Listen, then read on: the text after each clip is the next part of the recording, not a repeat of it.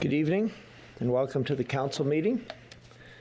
I'd like to begin this meeting by acknowledging that we are on the traditional treaty territory of the Mississaugas of Skugog Island First Nation of the Mississauga Nation.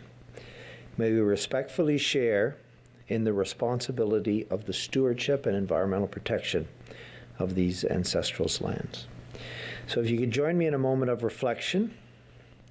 May we always be respectful of the responsibility of public office.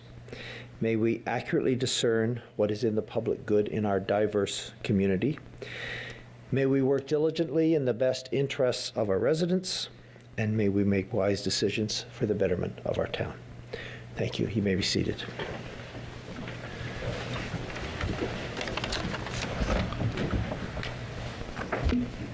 Call the roll, Mr. Clerk. Your Worship, I can certify the attendance of all members of council, save and except for Councillor Alexander. Councillor Alexander is recovering from a surgery, and we expect she'll be back better than ever in the new year. Declarations of interest, among members of council? And I note none. Motion on the minutes, Councillor Lee. Thank you, Your Worship. I would like to move that we adopt the minutes from the regular council meeting on November 25th, 2019, and the special council meeting on December 2nd, 2019. Seconded by Councillor Newman. Any polls or discussion? All in favor? Carried. Thank you. Presentations, Mr. Clerk. Your Worship, council would like to recognize JCI Durham on their 50th anniversary of organizing the Whitby Santa Claus Parade, and would like to thank them for putting on this great community event for the past 5 decades and their efforts to grow and improve the parade each year.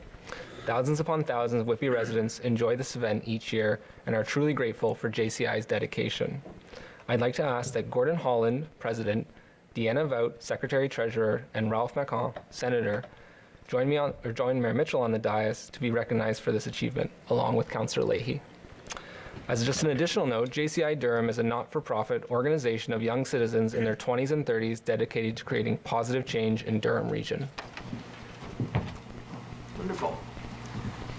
And I understand Natalie Chitko from our chamber has something to, some information about the history of the parade that you want to share? No, I was just, thank you, sir. I was just thrilled to be here. I heard that this was something we were going to celebrate. Although the parade was started many, Well, don't share it there. If you want to share it, come up here. Yeah, come up here. The microphone's here. Are you shy? This is kind of scary. Anyway, Don't be. just want to say thank you very much. That's a big, big job. I'm sure 50 years has just flown by. I haven't been around for 50, but the last 22 has. So it's a big parade, you know, people love it, especially the kids. What's involved? Just tell people what's involved in running a parade of that magnitude, and how long it takes you to organize it, and how many people you have. We started in April this year. There were 94 organizations that we coordinated with. There was 3 people that ran the committee to organize it, and we had about 18 volunteers on the day of. Wow, that's great. Wonderful. Now, come on over here. I just wanted to say thank you because although it's easy to start something, it's much more challenging to maintain it. And I understand that the Whitby Chamber of Commerce started this many moons ago, and the JCI has been managing it ever since. So it should be something you should be very, very proud of. So congratulations on behalf of the Whitby Chamber, and it's over 700 members. Thank you. Yes. All social photos as you were talking. Is there like a presentation? We do. We'll do one. Off here. I'll hand this to Councillor Leahy. Sure. Yeah, sure.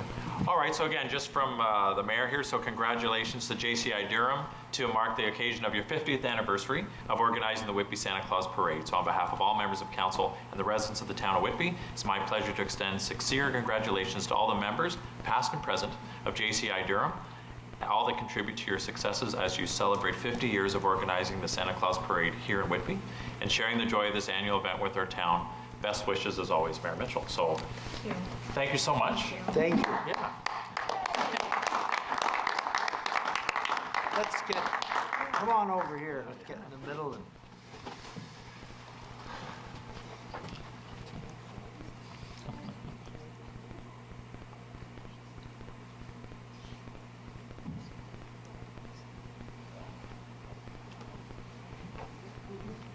Well, there were lots of great floats, lots of great bands, lots of happy kids. So we can count on you next year, right? And some pretty good ugly Christmas sweaters this year. Yeah, that was a Really large one. fabulous theme.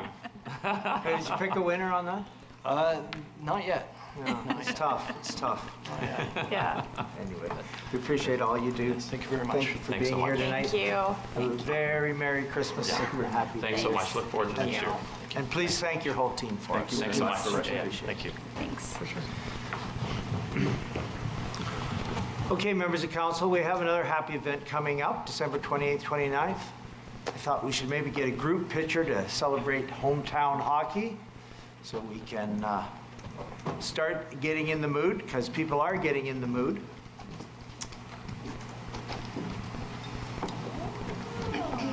Look at this. Yeah. How's that?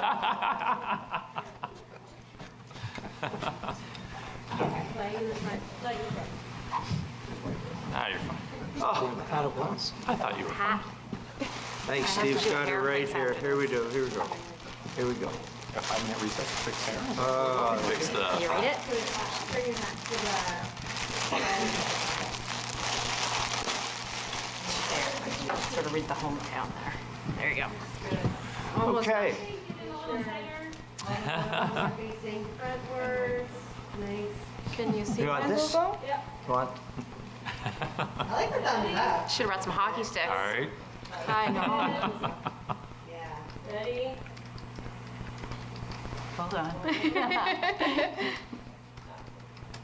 It's up. So this is going to be good. Yeah, absolutely. Look forward to it. Lots going on, lots for the kids. We've confirmed, I don't know if you've heard, but we've confirmed that Gary Roberts and the two Primo boys will be here. Oh, excellent. Which is great. And it's going to be a really interesting couple of days because, yeah, especially during that time of year between Christmas and New Year's, lots of kids looking for things to do. So that's the place to be, Iroquois Park, December 28, 29, and we will see you all there. And we'll be in our Bling. bling. That's right.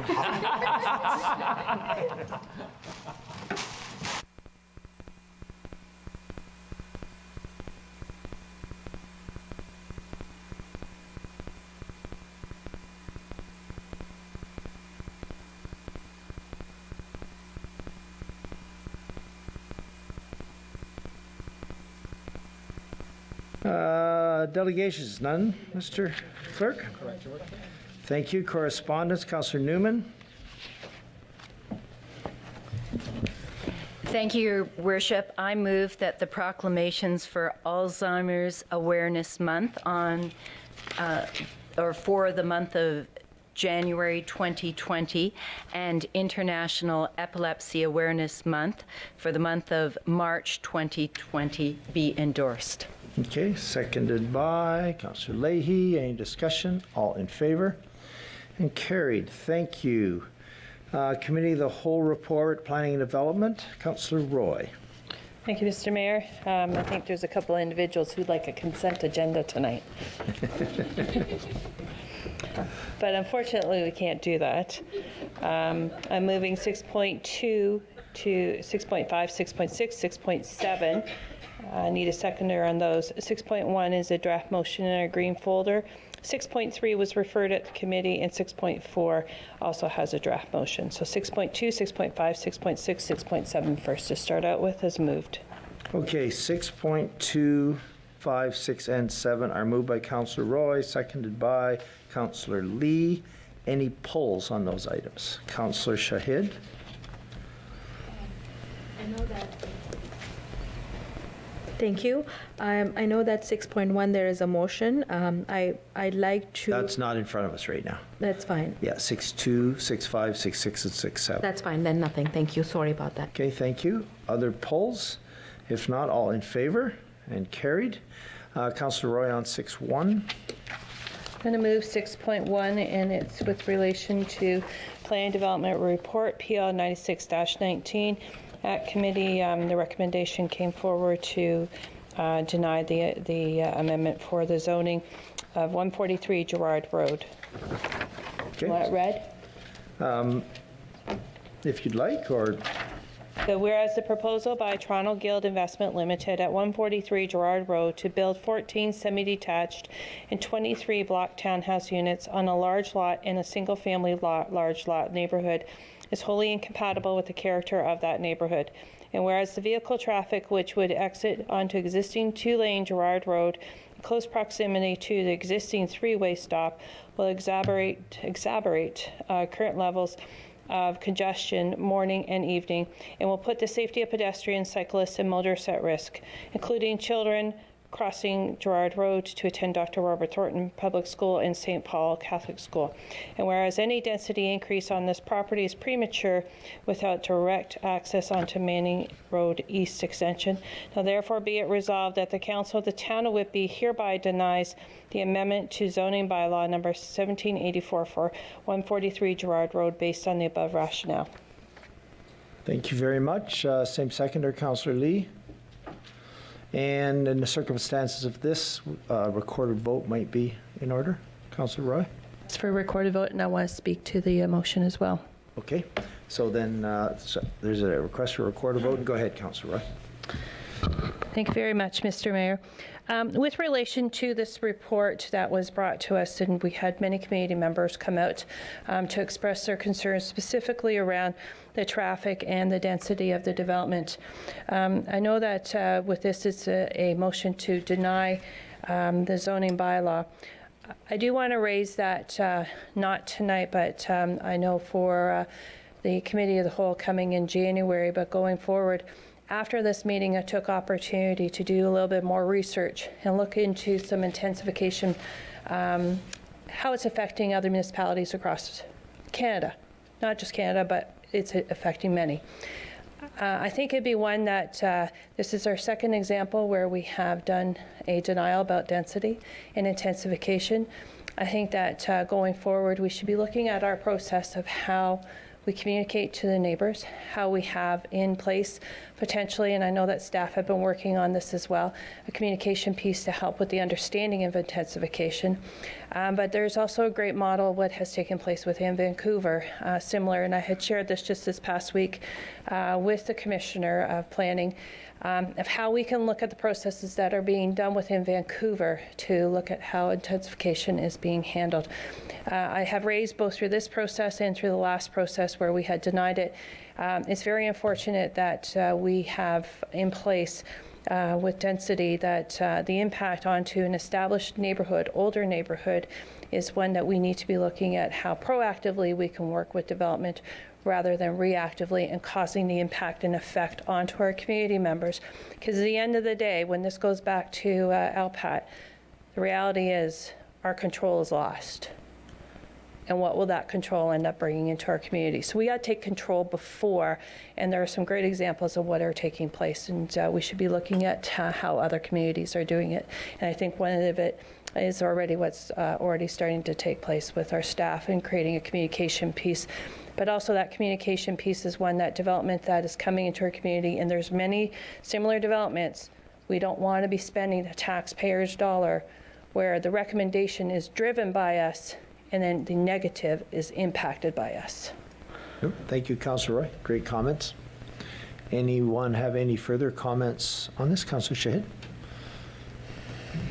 Thank you. Through you, Mayor Mitchell. I totally agree with Council Member Roy, and I just feel that this has been going on for many years. And if this was a location where we saw the traffic volume or the residents' concern was not so high, I'd be happy to look at it into different tangents and work with the developer, where the developer was also trying to work with the residents, which the piece was missing. However, I feel that I wish that there was some way that we could work it out. But with Manning not going through, it's a huge problem for us when we foresee so many other issues could come forward if this would have gone through. So unfortunately, at this point, we have to deny it, but I'm happy to work with residents and see if we can have a win-win situation and a middle ground towards any and every project that comes through. Thank you so much. Okay, thank you. Councillor Yamada. Thank you, Your Worship. Happy to see this development defeated here tonight. As long as I had served as Ward 4 councillor, I'd never had this developer reach out to me and say, you know, we want to work with the community. We want to hear what their issues are. We want to try to mitigate those concerns so that we can move forward together and bring forward a development that folks in the community will be happy to have as their neighbors. I know I've had an opportunity with Roslyn and Thixon to work with the community and to see how working with a developer can bring about solutions for those residents. So I am fully supportive to record my vote here today against this development by Toronto Guild Investments. Thank you, Your Worship. Thank you. Councillor Leahy. Thank you, Your Worship. Yeah, happy to see this motion here today. Is an easy one after looking at all the information to push for the denial. But just a couple questions to the commissioner on this particular piece. So, the challenge that I have is with the residents is that our own staff and all the policies and the provincial policy statement and everything, and that, from my understanding of that, is saying that this type of development perfectly fits in that particular location based on our zoning and the provincial policy statement and the guidance from the province. Correct, Commissioner Saunders, through you, Mayor Mitchell? Through you, Mr. Mayor, I think that, as was outlined in the staff report, there is a policy basis to support the development that has been proposed by the proponent, and it will be through the consideration of LPAT as to whether or not that comes to be or not. And totally recognize that, but I guess the challenge is for us, like, let's say the staff recommendation is there, all the basis recommendation, so chances are this will go through at LPAT even as we lose control, as Councillor Roy was saying. The challenge is that what are the different measures that we can put in place to try and protect these different areas? Because this wasn't even identified in our official plan, like as an intensification area or as an area that would be available for this development or readily made for this development. However, since the space was there and they had access to a road and they could cram in that many houses, we worked with them to put that piece in there. So is there anything else we can do to try and stop these things from coming in, these particular things? Like, do we have to adjust the plan to lower the densities in certain areas as we higher the densities in other parts in town that will try and restrict applications coming forward so that we can say with confidence that these people in these neighborhoods, this type of development won't move forward? Because chances are this one will go forward and there'll be a domino effect in this particular neighborhood, from my opinion. Through you, Mr. Mayor, suffice it to say that we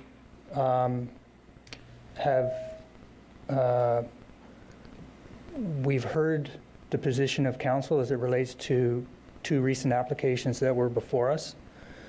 We are working now to bring forward for council in January initially we're looking at a presentation from staff that will outline the issues and potential options for perhaps ultimately preparing a set of guidelines that will help us to better consider these types of applications. And that could lead to further amendments to the official plan.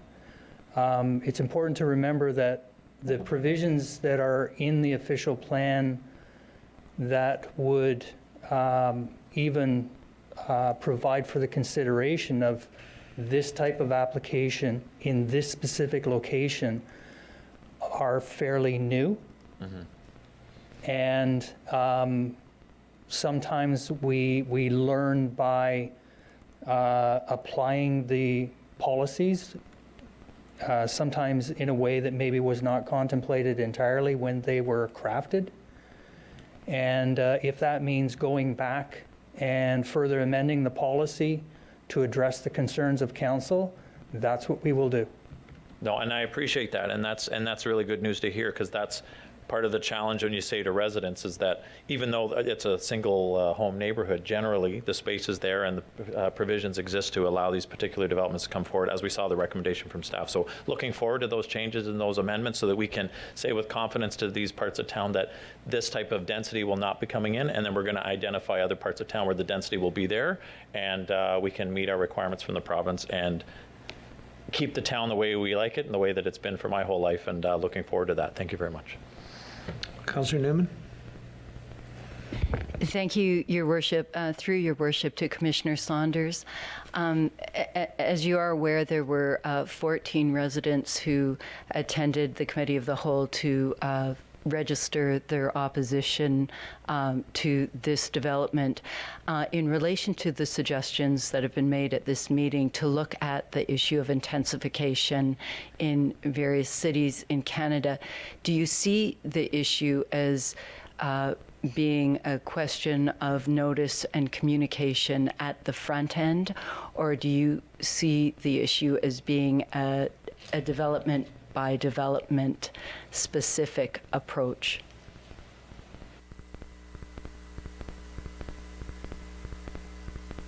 Through you, Mr. Mayor, I wouldn't want to presuppose where our review is going to go, but I think that it's a combination of many things.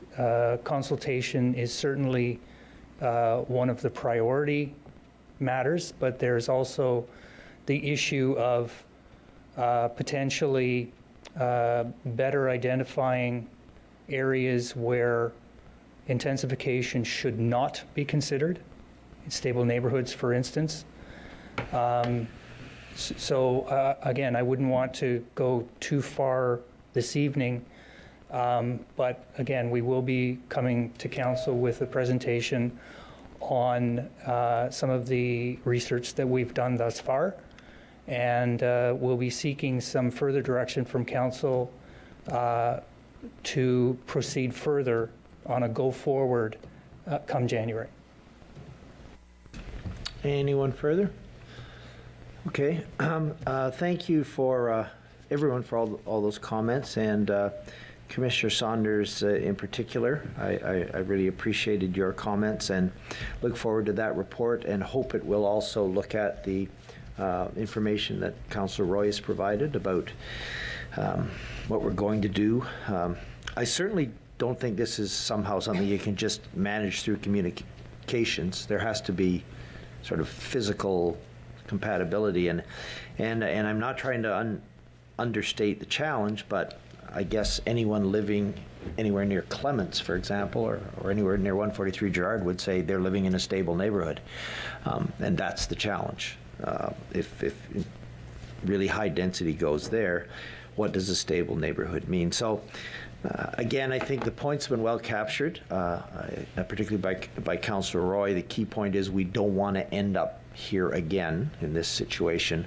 We want to find an alignment with staff that we're comfortable with, and that we can explain and justify when we're meeting with the public.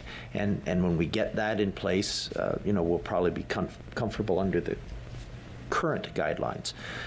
If all else fails, we can go back and simply revisit the numbers, change the policy numbers. But that's, again, that's another process, and we can do that. But ideally, we'll just develop a shared sense of what's reasonable and fair and move forward on that basis. So, having said that, Councillor Roy called for a recorded vote. Councillor Leahy? Yes. Councillor Lee? Yes. Councillor Mulcahy? Yes. Councillor Newman? Yes. Councillor Roy? Yes. Councillor Shahid? Yes. Councillor Yamada? Yes. Mayor Mitchell? Yes. Your Worship, that vote carries unanimously. Thank you. So 6.3 was referred at committee, Mr. Clerk, so that's just not dealt with at this time. Okay. And 6.4, Councillor Roy. Thank you, Mr. Mayor. This was referred to council to give direction, and it's item 6.4, Planning Development Department Report PL 93-19, sign bylaw variance to permit sign bylaw for 5899 Baldwin Street, South, Petro-Canada. The recommendation that a variance to the permanent sign bylaw 7379-18 for Petro-Canada at 5899 Baldwin Street, South, to permit an additional pylon sign be denied. Okay, do we have a seconder? I'll use the same seconder then. Councillor Lee, any discussion on this matter? If not, all in favor? And carried. Thank you. So I believe that concludes planning. Thank you, Councillor Roy, and thank you for your work as chair during this year. You've done a very nice job. Councillor Yamada, General Government. Thank you, Your Worship. I'd like to move items 7.1 through to 7.9 of the General Government, December 9th, 2019, noting council direction, or I guess moving 7.1 to 7.7 and 7.9, and then we'll deal with 7.8, and that's needed, council direction is needed. There's a draft motion in the green folder. Okay. So everything is moved except 7.8, seconded by Councillor Newman. And any polls? Councillor Newman? 7.8, or is that later? That's not in front of us, right? It's not in front. No others? Councillor Shahid? 7.1. 7.1. Any other polls? Councillor Leahy? Yeah, 7.9. Okay. Others? If not, all in favor? And carried. 7.1, Councillor Shahid. Thank you, Mayor Mitchell. I just wanted to bring to everybody's attention our multicultural calendar of 2020. It is a huge thing that my committee does, and it is a beautiful piece of information that they give out, which has a lot of stuff in it in terms of different cultural dates and religious dates, and I think it really gives a fulsome multicultural calendar, and they issue it every year. So I would really appreciate if everybody goes through it, and if there are any extra copies, anybody needs it, I'd be happy to provide them. Thank you so much. Thank you so much. And thank you for your work on the committee. Doing great work, very positive. Any other discussion on this item? If not, all in favor? And carried. 7.9, Councillor Leahy. Thank you, Your Worship. So yeah, just want the assurances as discussed at committee from Commissioner Romano know that around the year mark we'll have the opportunity to see the progress of the accessibility plan, so we can try and address some of the concerns that were brought up by members of the accessibility committee around the website and that project and all the background that we have to do to make sure that it's more accessible and all the different pieces that were raised.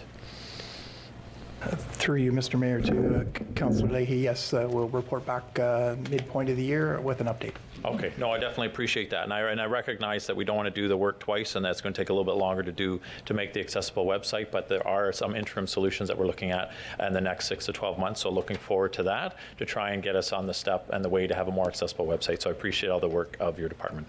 Thank you. Thank you. Anything further on this?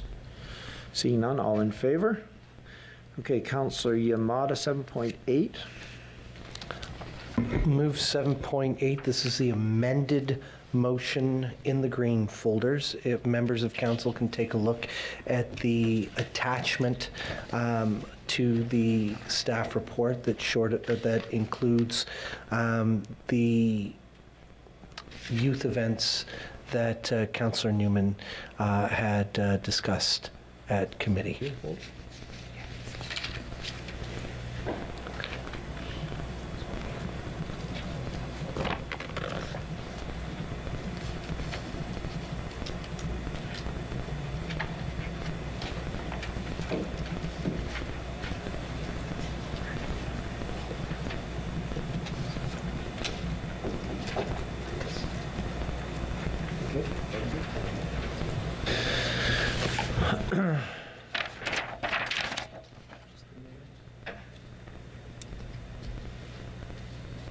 Okay, so it's going to add the contents of a communication. Very good.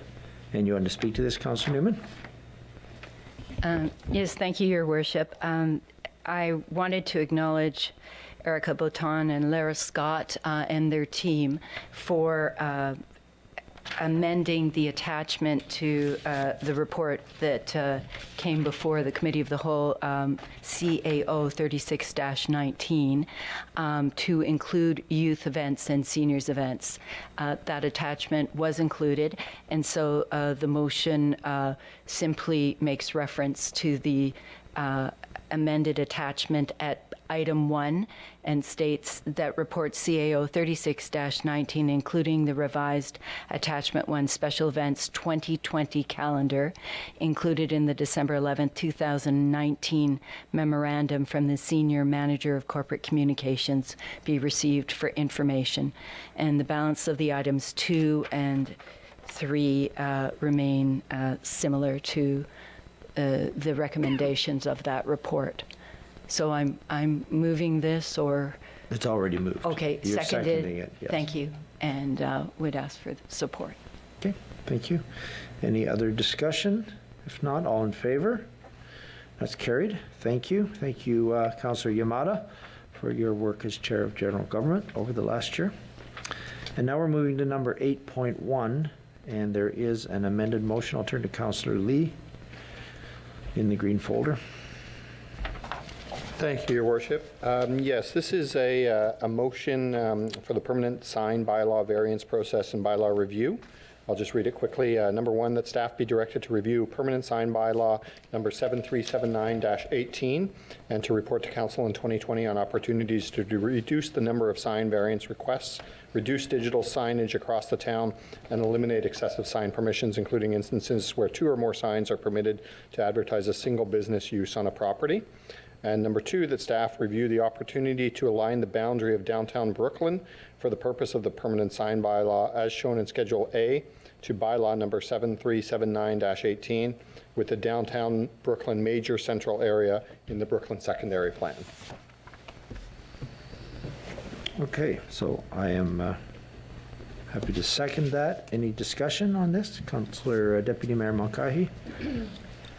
I just want to thank you both for bringing this forward. I had a discussion just a few weeks ago with Connie Heron in her store, and she was saying how disappointing it was that we had all these backlit signs just south of Winchester Road at the entrance to the historic downtown of Brooklyn, and she was a little disappointed that that ship had sailed, quote unquote. So this allows us to actually change that over time, and so, you know, as those businesses turn over, we'll be able to create a different ambiance as you enter into the historic downtown. So I'm pleased with that portion of it, so thank you. Thank you. Anything further? Councillor Lee, what's the mover? Thank you, Your Worship. Yes, part of the reason that I like this and wanted to bring this forward with you was the opportunity to kind of create that downtown Brooklyn with the new development that's coming in south of Winchester and create one downtown as opposed to sort of 2 separate areas. So hopefully by linking this to the central area and the secondary plan, we'll be able to kind of achieve that one unified downtown for Brooklyn. Thank you. Councillor Newman. Thank you, Mayor Mitchell. I wanted to congratulate Councillor Lee for bringing this motion, particularly with respect to item 1, because I think it has been clear that there have been a number of sign variance requests, and I think a comprehensive review of that process in relation to the permanent sign bylaw would be helpful to update the sign bylaw and balance that against the town's wish to encourage economic development. Thank you. Councillor Shahid. Thank you, Mayor Mitchell. I really appreciate Councillor Lee of bringing this forward, but I'd also encourage for us to look at something historic in both downtowns.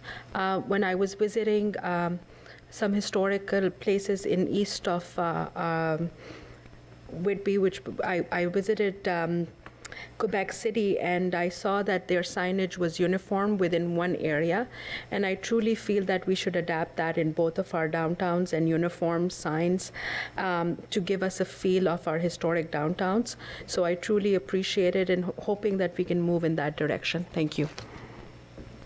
Councillor Leahy. Thank you, Your Worship. So I noticed the change in the wording from what we had on our agenda, so we're no longer looking at trying to limit the number of sign variances requests that are coming through right now or put it on the index at this time?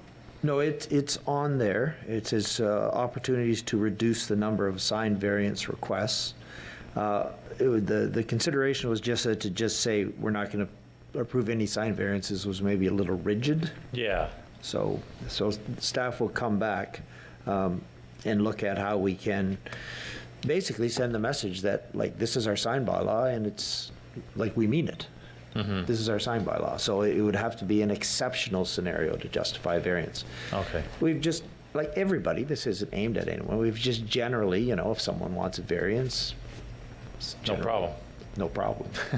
So why have rules? Except it is a problem. Yeah, no, I completely agree. So just understand, because I saw the change in the wording, so again, it's a less rigid word, so it's still looking for ways of, A, reinforcing it, and then maybe having a different process.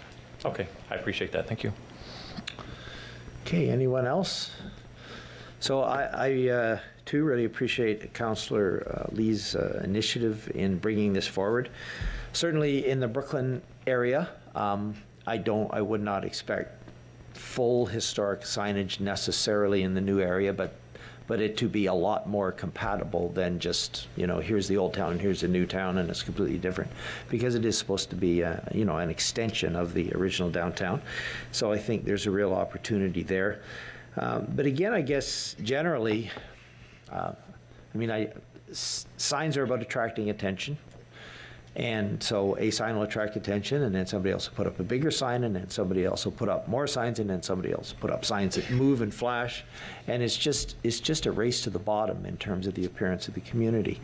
And certainly business people will say, well, this will draw more people if I, have a giant digital sign flashing on and off. And it may for a time, but is probably just hurting some other businesses playing by the rules. So it's not victimless, these large sign requests, and for me, digital signs are sort of the ultimate awful. Just when you're driving around town, you go by when you just go, oh my goodness, do we really need that in Whitby? So this is a real chance to, I think, just level the playing field, treat everybody fairly, and especially those businesses that just quietly follow the rules. And then we disadvantage them every time we give, someone else, a bigger sign, a more prominent sign, because they ask. So I think this will be an important review, and thank you, Councillor Lee, for that. And I'll call the vote. All in favor? And that's carried. Thank you very much. And now we are on to bylaws. Oh, sorry. Any new and unfinished business? Don't see any. Did you have something, Councillor Yamada? Well, I did get an email from Diane McKenzie from Epilepsy Durham, and maybe this is something that we can all sort of partake in. They are trying to get the message out for folks to buy the canine calendars. Thank you. With a 6-week-old, I'm not getting a lot of sleep. But to purchase the canine calendars and help support Epilepsy Durham, because a portion of that money raised will go to help Epilepsy Durham. So I know Mayor Carter did a short video asking people to, get involved and support Epilepsy Durham and buy this is actually a new business. And buy the calendar do a little video. So I'll leave it at that. I'm going to do mine, and I would put out a challenge to the rest of council to do one as well. Thank you. Okay, move around the bylaws. Councillor Leahy, Councillor Lee, any polls? All in favor? Carried. Now we have a couple of confidential matters. If there are questions, we will go in camera. If there are none, they can just be moved. Do members have questions? Do you have a question? Okay. Sorry, and which item is?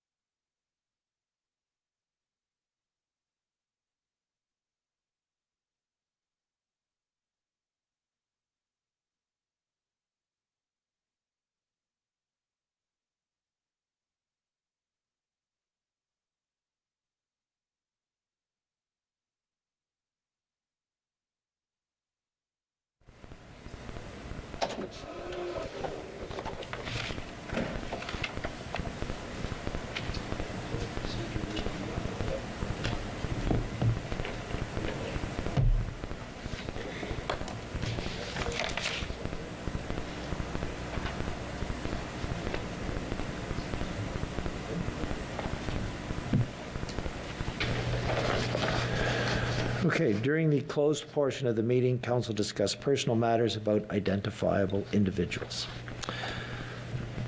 So, members of council, 11.1 is before us. Mover and a seconder. Councillor Lee, Councillor Newman, all in favor? Opposed, if any? I don't see any. Thank you.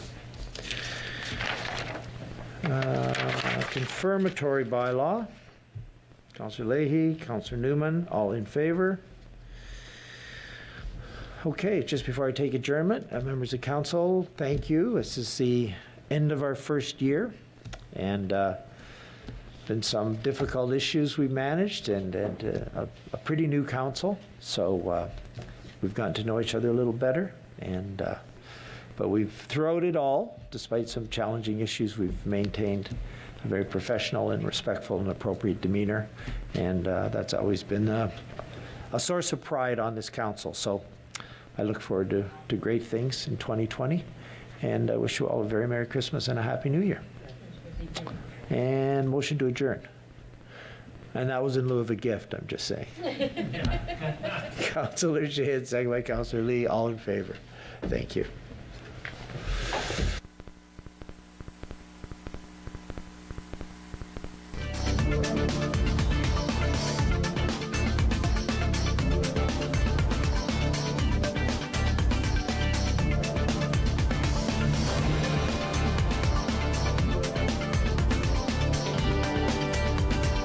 Sung by the late George Michael, serves as the basis for this holiday-themed romantic comedy credited to Oscar-winning screenwriter Emma Thompson, who also has a small role in the film. Game of Thrones' Emilia Clarke stars as Kate, a self-centered young woman stuck in a rut since going through a medical emergency the prior year. She works at a Christmas-themed shop in London, England, run by Michelle Yeoh's disapproving Santa, not her real name, by the way. Kate dreams of being a famous musician, but spends most of her time getting wasted and ignoring calls from her parents. But a chance encounter with Henry Golding's mysterious stranger Tom begins to turn around this bad elf on a shelf. At first, Clark's cynical character challenges Golding's naive intentions when he tells her to look up and appreciate the little things in life as they walk the city's streets, why he even volunteers at a homeless shelter. It's not hard to predict where this faithful jukebox rom-com is going, with curated songs from Michael's pop catalog featuring Freedom 90 and Wake Me Up Before You Go Go. Thompson, portraying Clark's Eastern European matriarch, sprinkles enough sincerity throughout the piece to eventually win over most Scrooges, but it's also as saccharine as they come. I can understand those wanting another Love Actually feeling somewhat disappointed with these results because this slight effort is less than the Christmas movie is advertised. The film is set in 2017, specifically referencing Brexit and the European divide as felt from immigrants living in the country. The protagonist herself, a child of former war-torn Yugoslavia, masks her true identity, trying to assimilate. The message, although extremely heavy-handed, is definitely appreciated, and while I won't ruin the twist, it's pretty much telegraphed in the song lyrics. Director Paul Feig keeps things moving along at a brisk 1 hour and 42 minutes, and unlike the majority of Hallmark movies released, the casting is more diverse and eclectic overall, representing a wider range of talent. Clark and Golding are quite good together, with the Mother of Dragons showing off her singing abilities, and the Crazy Rich Asians break out letting loose. Share Last Christmas with Someone Special, my final rating, B-. I got something wrong with me. That's the first thing to know. I got threads in my head. I got threads in my head, man. No sleep till motherless Brooklyn writer, director, and producer Edward Norton finally gets his passion project of nearly 2 decades off the ground, reimagining Jonathan Litham's contemporary detective novel as a 1950s film noir that ultimately can't sustain the weight of its lofty ambitions. The plot centered around Norton's Tourette's-afflicted gumshoe Lionel Ezrog, nicknamed Freak Show by the other guys at the agency. He witnesses the death of his mentor Frank Minna, portrayed by cameoing Bruce Willis, and begins to unravel a murder mystery leading to some powerful people who will do whatever it takes to cover their tracks.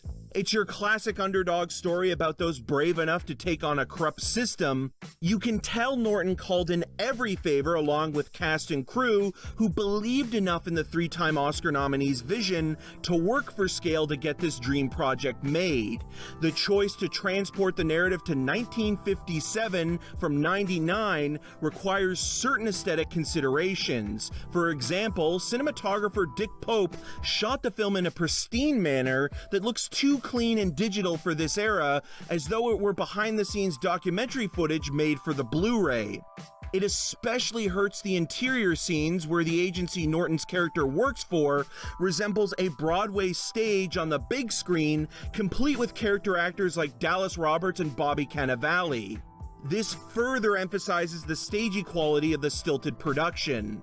There's also a few times where Norton goes out of his comfort zone to create surreal dreamlike images, transitioning into the next scene, which feel cumbersome. In addition, there's bad framing with ample negative space within any one scene. A lot of idiosyncratic characters remain unmemorable because they have maybe one or two moments in the film, not leaving a lasting impression outside of a familiar face like Willem Dafoe or Gugu Mbatha Raw. The typical tropes found in this stylized genre, whether it be wall-to-wall voiceover or convoluted narrative, become somewhat grating. But what's also irritating is Radiohead's Tom York contributing a jazz-infused melancholy lullaby to the soundtrack. It echoes throughout the lengthy running time, becoming more distractive than hypnotic. Lastly, Norton questionably borders on parody, playing someone with Tourette's syndrome and OCD. It's clearly not his intention to be insensitive, but for an actor who has made a career playing characters with physical or mental disabilities, there's something disingenuous about it. I do recommend Litham's book, but forget it, Ed. It's Brooklyn. My final rating, C. Recapping this month's recommendations, The Irishman, Scorsese's latest masterwork, transcends the iffy de-aging of De Niro to build a house filled with the iconic filmmaker's signature style, and although its walls are still painted blood red, the mixture concocted out of contemplative melancholy with a dash of morbid humor to thicken the base reflects an old pro's lifelong love of cinema. A Beautiful Day in the Neighborhood, Tom Hanks gives such a wonderful supporting performance as Fred Rogers that when he's not on screen, it's easy to overlook the fine work of co-stars Matthew Rhys and director Mariel Heller, waiting for the two-time Oscar winner to return. And finally, Knives Out, a modern-day whodunit transposed from Europe to North America, features an incredible cast of characters all vying for the deplorable title of murderer. And that's a wrap. You can visit rogerstv.com/cinemascene for all the latest ratings. Thank you for watching, and see you next time in review.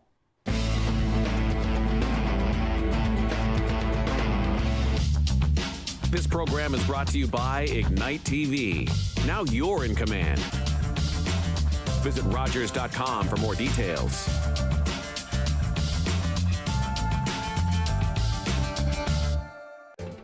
Call the Rogers TV viewer response line, email us, or connect with us on social media.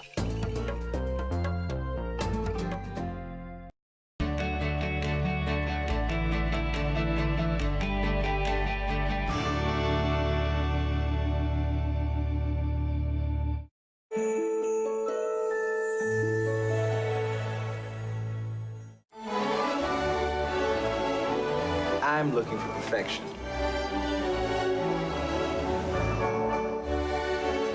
Fantastic. All right, here's the deal.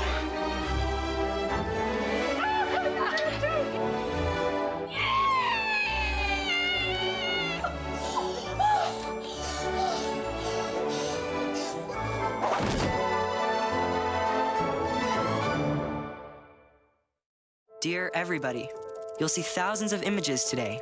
Here are 3 you won't see.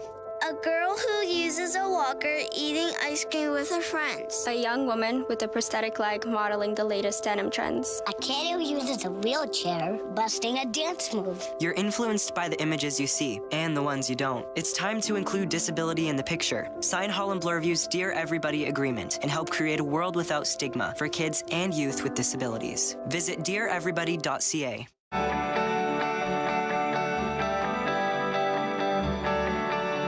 This is Rogers TV, Durham Region.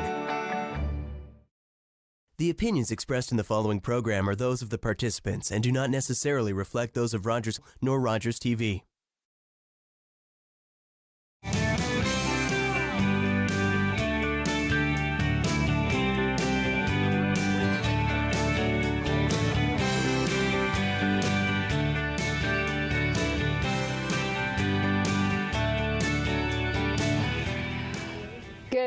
afternoon, good morning, whenever you're watching our show. This is Sergeant Anderton with Durham Regional Police Seniors Talk with DRPS. We're here today with Sergeant Matt Flower. He's with our traffic unit. And we're going to talk about a number of things involving the traffic unit, but probably the most important one we're going to talk about this time of year is our RIDE program. RIDE program has been operating in Ontario since 1977. It started in Etobicoke, and all the police services across Ontario have jumped on board, knowing how important of a program it is. And Matt's going to give us a little bit of overview about what the RIDE program is, how we operate it in Durham Region, and our recent stats, and what we're seeing, what's happening in our region, and why it's so important that we continue our program. Good morning. Morning. Yes, we've been operating in Durham Region, the RIDE program, for just over 30 years now. Wow. We have an extremely successful program, and there's two ways of looking at that. It's either very successful because of the number of impaired drivers we take off the road, or it's not successful because we're still having impaired drivers. But the one thing that we do a little differently, we have our people out on that ride line. We do the ride line, the people come through, they get stopped, they're checked by our officers on the road.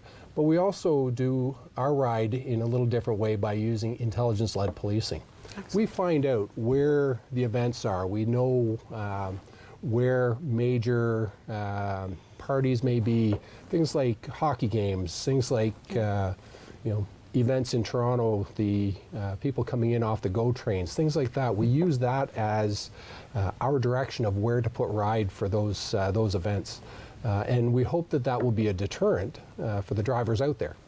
Excellent. Sometimes it is, sometimes it isn't, and that's why we have our officers at the ready, able to take those impaired drivers and put them into our justice system. Excellent.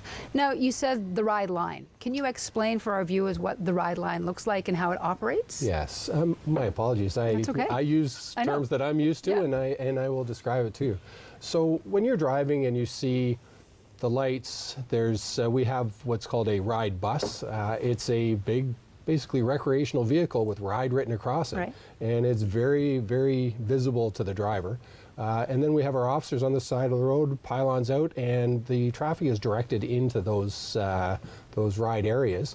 And then you get to meet a friendly officer, have a chat with them, and if you haven't been drinking, you'll move on. If you have been drinking, they will probably have you do a alcohol screening device test. And if you pass that, you move on. If you don't pass it, they will take it, whatever actions are appropriate at that time. This year, in 2019, there's a new law that was passed for mandatory alcohol screening.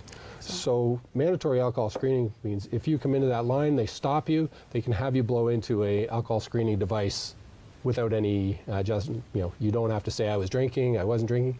It's a mandatory alcohol screening, whether you show any signs of impairment or alcohol at all. So basically, as a driver, you'll see flashing lights, you'll see cruisers, you'll see officers, you'll see a recreation vehicle.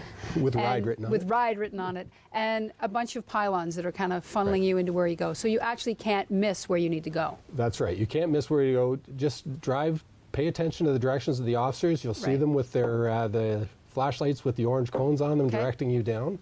The one thing that we have spotters as well, because quite often people who have been drinking will try and turn around and leave, and we do have spotters that are able to stop them and have a chat with them as well. So what you're saying is if someone's driving towards these funneled pylons and all of a sudden they go, I might blow over, and they hammer on the brakes, do a U-turn, and take off down a side street, you actually have officers positioned to deal with any kind of driver who does those kind of things. And they're covertly located.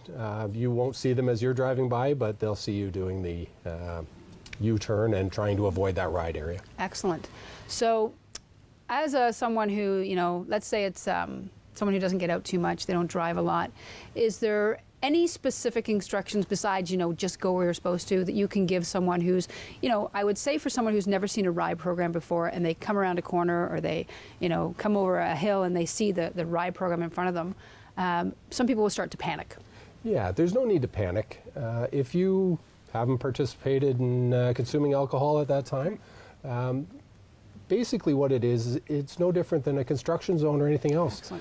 Just drive normally, and you'll see the officers there. They're very brightly dressed, high visibility jackets and flashlights, and they will just direct you right into the line.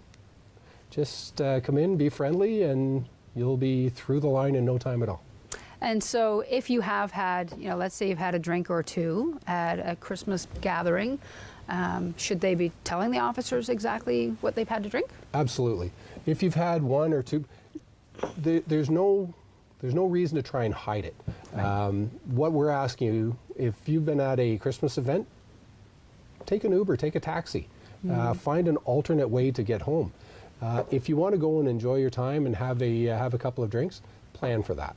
Have a friend drive you that isn't drinking, a designated driver, a taxi, an Uber, public transit. Find another way. We're just asking you not to drink and drive. We prefer that. Right.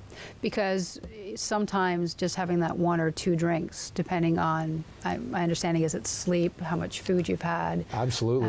Your body metabolism, it can be different for everybody. Every factor changes. And if you had one drink today and you were under the limit, tomorrow could be different depending on, once again, what you've eaten, how much you've had to drink. So the best way to keep from blowing over in the alcohol screening devices, don't drink and drive. Excellent. I like that advice. I think that's great advice for anybody, especially, any time of the year. But this time of year, there's a lot of parties going on. Everyone's celebrating because it's Christmas, it's New Year, families are getting together, you've got work functions getting together. And, it seems to be a societal norm that when you go to these functions, you're going to have a drink. Well, we just got it from the sergeant who oversees the RIDE program saying, if you're going to be going to these functions, it's probably best that you don't drink at all in order to maintain your ability to drive your vehicle. Let's talk about what happens if they do get charged and at this roadside.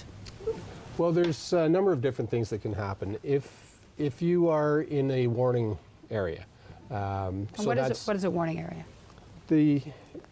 If you've go over 50 milligrams, but less than 80, you're in that warning area. And that's a 3-day license suspension at the time, and but no criminal charge. Okay. If you blow over 80, so that's the provincial level, 80 milligrams. If you blow over 80, then you will be arrested. Okay. You will be taken to a intoxilizer breath testing machine. Okay. You'll have to blow into that. You'll do 2 tests with a breathalyzer technician. If you blow over on both tests, you will be charged with impaired driving and exceed. Okay. And at that point, generally you'll receive a summons to attend court at a certain day, an automatic 90-day driver's license suspension leading up to that court date. From the time that you are charged, it's a 90-day driver's license suspension, and then upon conviction, 1 year driver's license suspension. Okay. And there's any number of different things that can happen. You could lose your insurance. You can, it's just easier not to put yourself in that position. I totally agree. So let's not talk about the what if I get charged. Let's talk about how not to get charged. Don't drink and drive. Yeah, that's pretty easy. Yeah. So you talked about 2 different breathalyzer things. Can you explain that to our audience, that there's a roadside one, and then if there's a finding on that, then you go to do a separate one. Can you explain the difference? So we have an alcohol screening device at the roadside. That small machine, handheld, the officer will put a one-use only straw that you blow into. That will determine whether you are below the legal warrant limit or above. And if you're above, it will register a fail. Okay. And then from there, that's just an indicator that you are above the legal limit. And then you go to a full breathalyzer machine that will determine the exact level of alcohol in your breath. And where is this breathalyzer machine located? Well, the full breathalyzer machines, we have them in all our divisions, and we also have them on the RIDE bus. So it's a mobile breathalyzer machine. Okay. So if you are pulled into that RIDE line, you're arrested, you go in, you do the breath test right at the bus, and you're released from that location as well. Okay. Your vehicle is towed, and there's all sorts of financial implications at that point. Well, and I think, you know, just the fact that you said you blow over 50 and your license is suspended. So if you blow over 50, your vehicle can be towed right then and Absolutely. there. And so I don't know what a tow would cost these days, depending on how far you're going. So you've got, you know, the possibility that all of a sudden now you can't drive for, if it's a warrant for how long? 3 days. So you've got 3 days you can't drive your vehicle, so you might not be able to go to work if you're working, or drive anywhere you want to and do that Christmas shopping. And then if you actually, and then your vehicle gets towed. And then if you actually get charged with the impaired, it's a 90-day. 90 days. So now all of a sudden you can't drive your vehicle for 3 months. You've had your vehicle towed. And so even just that, without actually paying for a criminal defense lawyer, if you do get charged with the impaired, that's already a heck of a lot more than paying for an Uber. That's right. And there's two ways to look at it. It's the inconvenience and the financial hardship of losing your license for that period of time. We like to look at, take the finances out of it. How do you live with causing someone so much pain, either killing somebody's family member, hurting them, putting them in a position where they've been taken away from their normal life activities because you chose to drink and drive. So financial restrictions aside, it's what do you do if you've hurt somebody? Like that's a horrible thing to have to live with. Yeah. So we got about a minute left just to kind of wrap this up, Matt. If, you know, we look at it from the perspective of the damage you can do to another family or to your own family, just by, you know, having that one drink or maybe even 2 drinks, I think of the fact that my position and your position, and probably most police officers, would feel the best way to avoid this would be to just not drink, period, if you're going to these parties and you want to drive home. Well, if you need to get your car home, don't drink. Yeah. If you don't need your car, take an Uber to the party, take a taxi to the party, take public transit to the party, or get a ride with a friend. Yeah. Just don't drive after you've been drinking. It's as easy as that. So, folks, you have it, our traffic sergeant. Don't drink and drive. It's ride season. We're out there.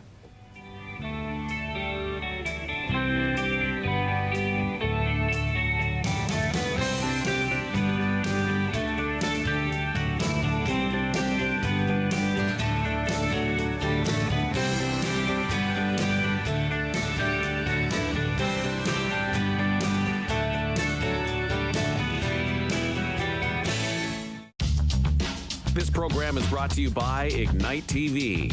Now you're in command. Visit Rogers.com for more details.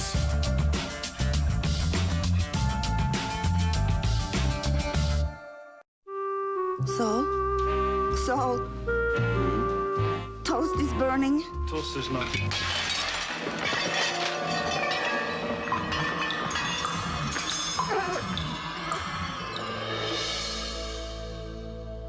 Time she has a seizure, she smells something burning. Now, if we can provoke that smell by probing the surface of the brain, we'll find the source of the seizures. Mrs. Gold, do you feel anything? I can see the most wonderful lights. And now what do you feel? Did you pour cold water on my hand, Dr. Penfield? Now what? What is it, Mrs. Gold? Burnt toast. Dr. Penfield, I can smell burnt toast. Dr. Wilder Penfield. He cured my seizures and hundreds more. They say he drew the roadmap of the human brain. We just called him the greatest Canadian alive. Don't you forget it.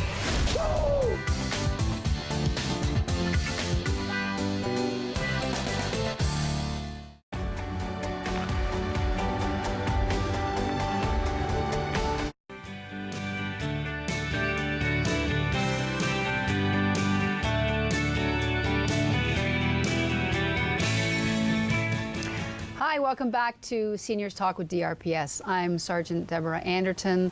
This is Sergeant Matt Flower from our traffic unit. We just did some great information, overview of the RIDE program and what to expect, what to do, and, you know, the most important thing, what not to do, which is don't drink and drive. We can also actually discuss very briefly drugs. Cannabis is now legal in Ontario. Can you just give us a brief thought about that regarding our RIDE program as well? Well, We have drug recognition experts, and we have the new drug recognition machines for people who are suspected of driving under the influence of drugs. One of the things I want to say is with the legalization of cannabis, there's availability, and people look at it somewhat differently than alcohol. Well, there is no difference in the eyes of the law. If you're driving impaired by a drug, it's the same charge, same convictions, same penalties as driving under the influence of alcohol. And we're just asking you, don't participate in any cannabis products and then drive a motor vehicle. Excellent. So it's the same as drinking and driving? Absolutely. Don't do it. Okay. Let's talk about some other areas that you see within your position as the Sergeant of the Traffic Unit that you think we should actually talk about regarding the winter driving areas that you think need to be discussed for our seniors. Yeah, one of the things that we find, as the supervisor of our traffic enforcement unit, recently we've had some major snowfalls, and one of the things we find in the mornings, and it's very concerning to us, is people who just wipe kind of a hand across their windshield and have a little mark on the side of their side windows.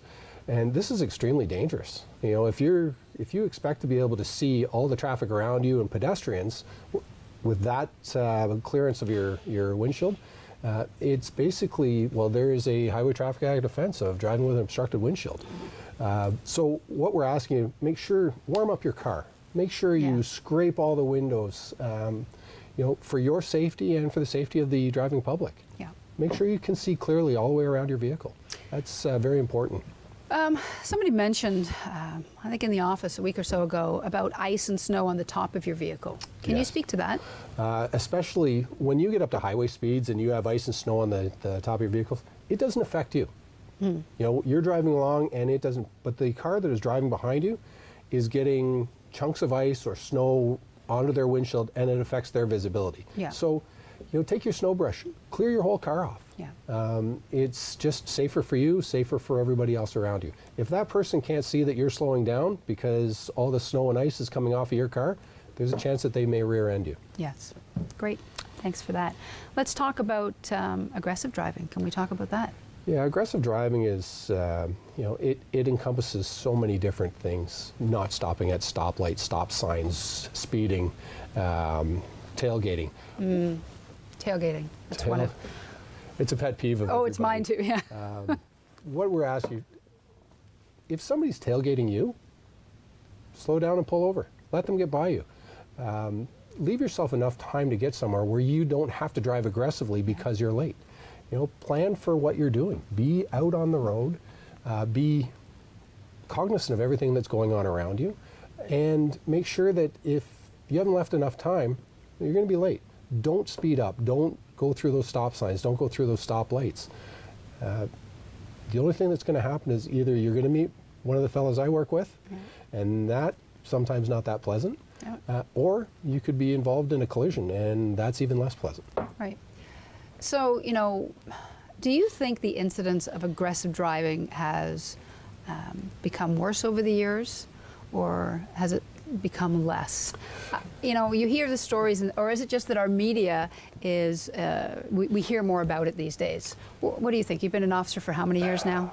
30 years. 30 years. I'm in my 30th year now, and aggressive driving has been around since I came and long before. But we have dash cameras now, we have overhead cameras, traffic cameras. We see the results of that aggressive driving now, and it's portrayed on social media, the internet. We see, the internet has all these crash videos that you can watch because of aggressive driving. So is there more of it? I don't know. Is it better publicized? It sure is. And I wish that would be a deterrent, but people are still driving selfishly. I love the way you put that. I think selfish driving is, aggressive driving, we can all think about aggressive driving, but I think the way Matt puts it as being a selfish driver puts a totally different spin on it. When you drive your car, it's not just about you.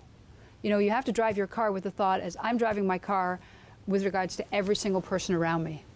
And, you know, if you don't clear off your windshield, if you can't see behind you, if you leave snow on the top of your car, if you're mad about something in your life, or you're driving and you're late, it's going to all come through in your driving. Absolutely. Right. So let's talk about the other thing that comes up often is cell phones. Oh. Yeah. Yeah.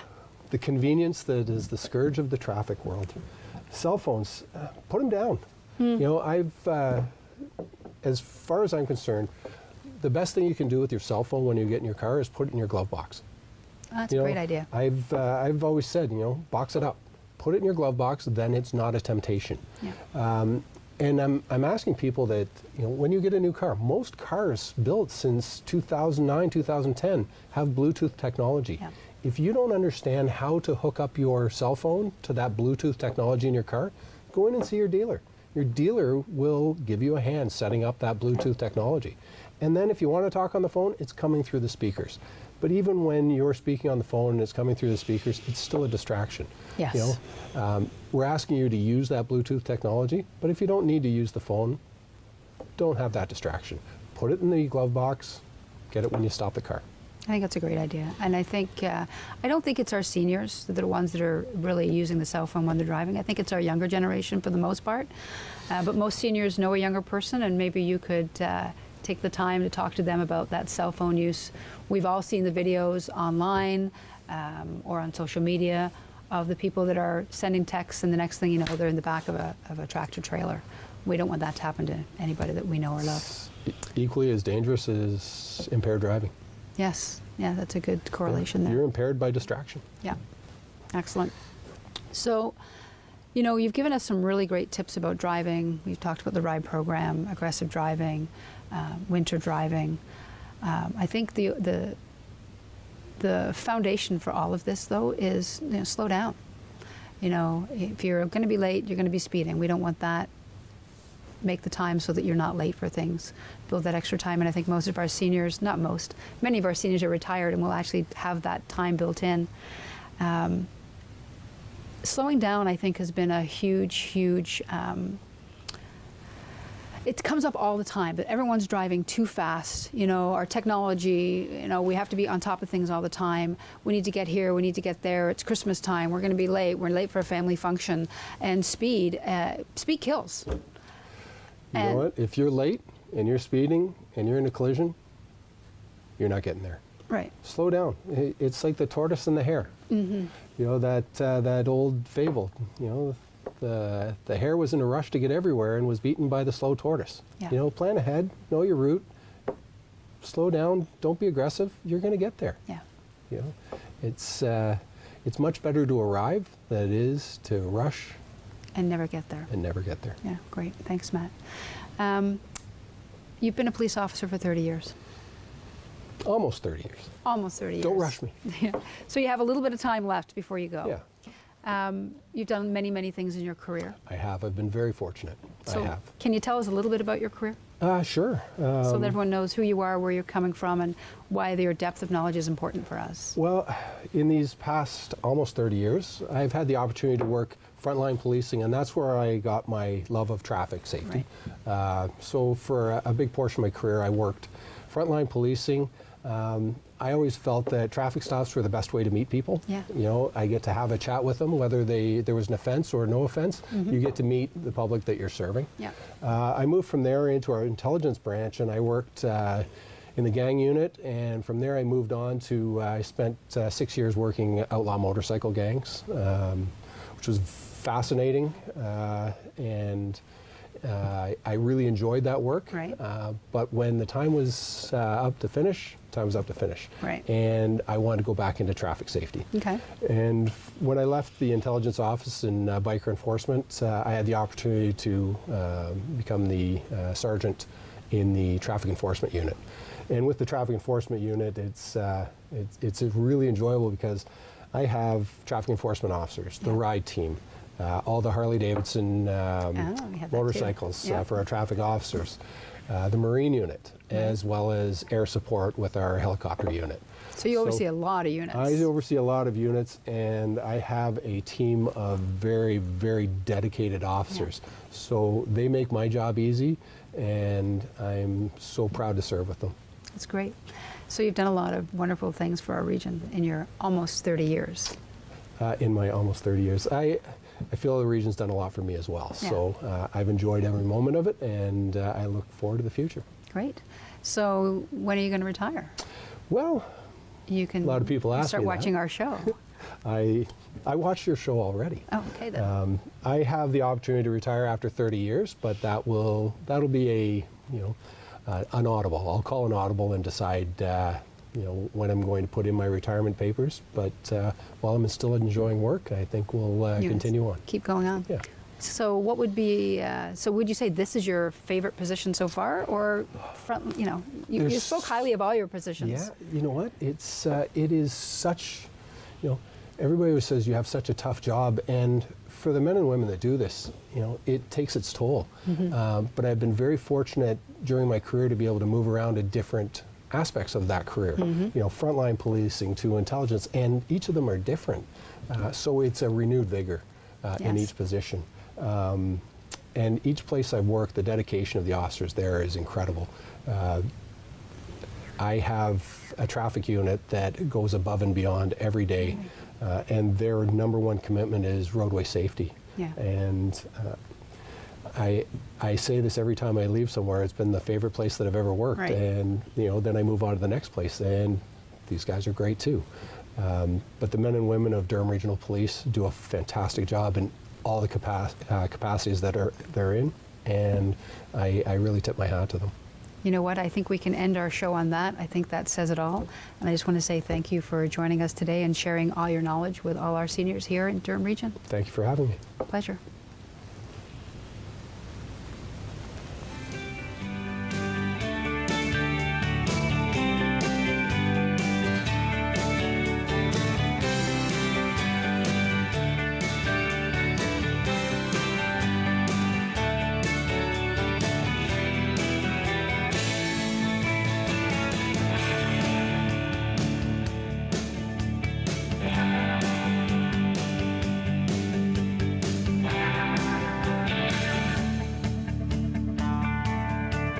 Call the Rogers TV viewer response line, email us, or connect with us on social media.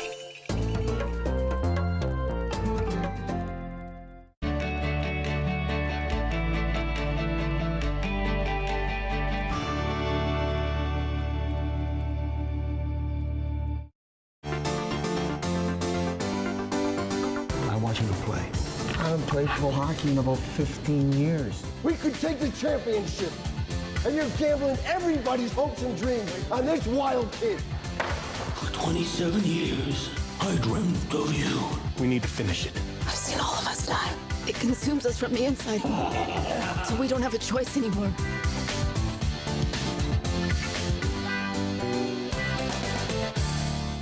And he can lift anything. Anything at all. He's that strong. Joe Schuster, will you stop it or you'll miss your train? Now help me find number 5. Strong, but by day he's a mild-mannered reporter. Glasses, a secret identity. Honestly, you Canadian kids. He'd be in this cape. A what? A cape. Wearing these blue tights. A hero in tights, really. Here it is. Listen, Lois, this guy is faster than anything, I swear. If you're not fast, you're gonna miss your train. That's it. A bullet. A bullet. He's faster. No, he's faster than a speeding bullet. Come on, get on it. No one's gonna read a comic strip about a strong man in tights, Joe. It'll never fly. Fly, no. But he can leap over tall buildings. Oh, wow, yeah. See what your cousin Frank says in Toronto. Wait, Lois. I've got something for you. Here, take it. It's a gift. You never know. It might be worth something someday. Is he great or what? Bye-bye, Lois.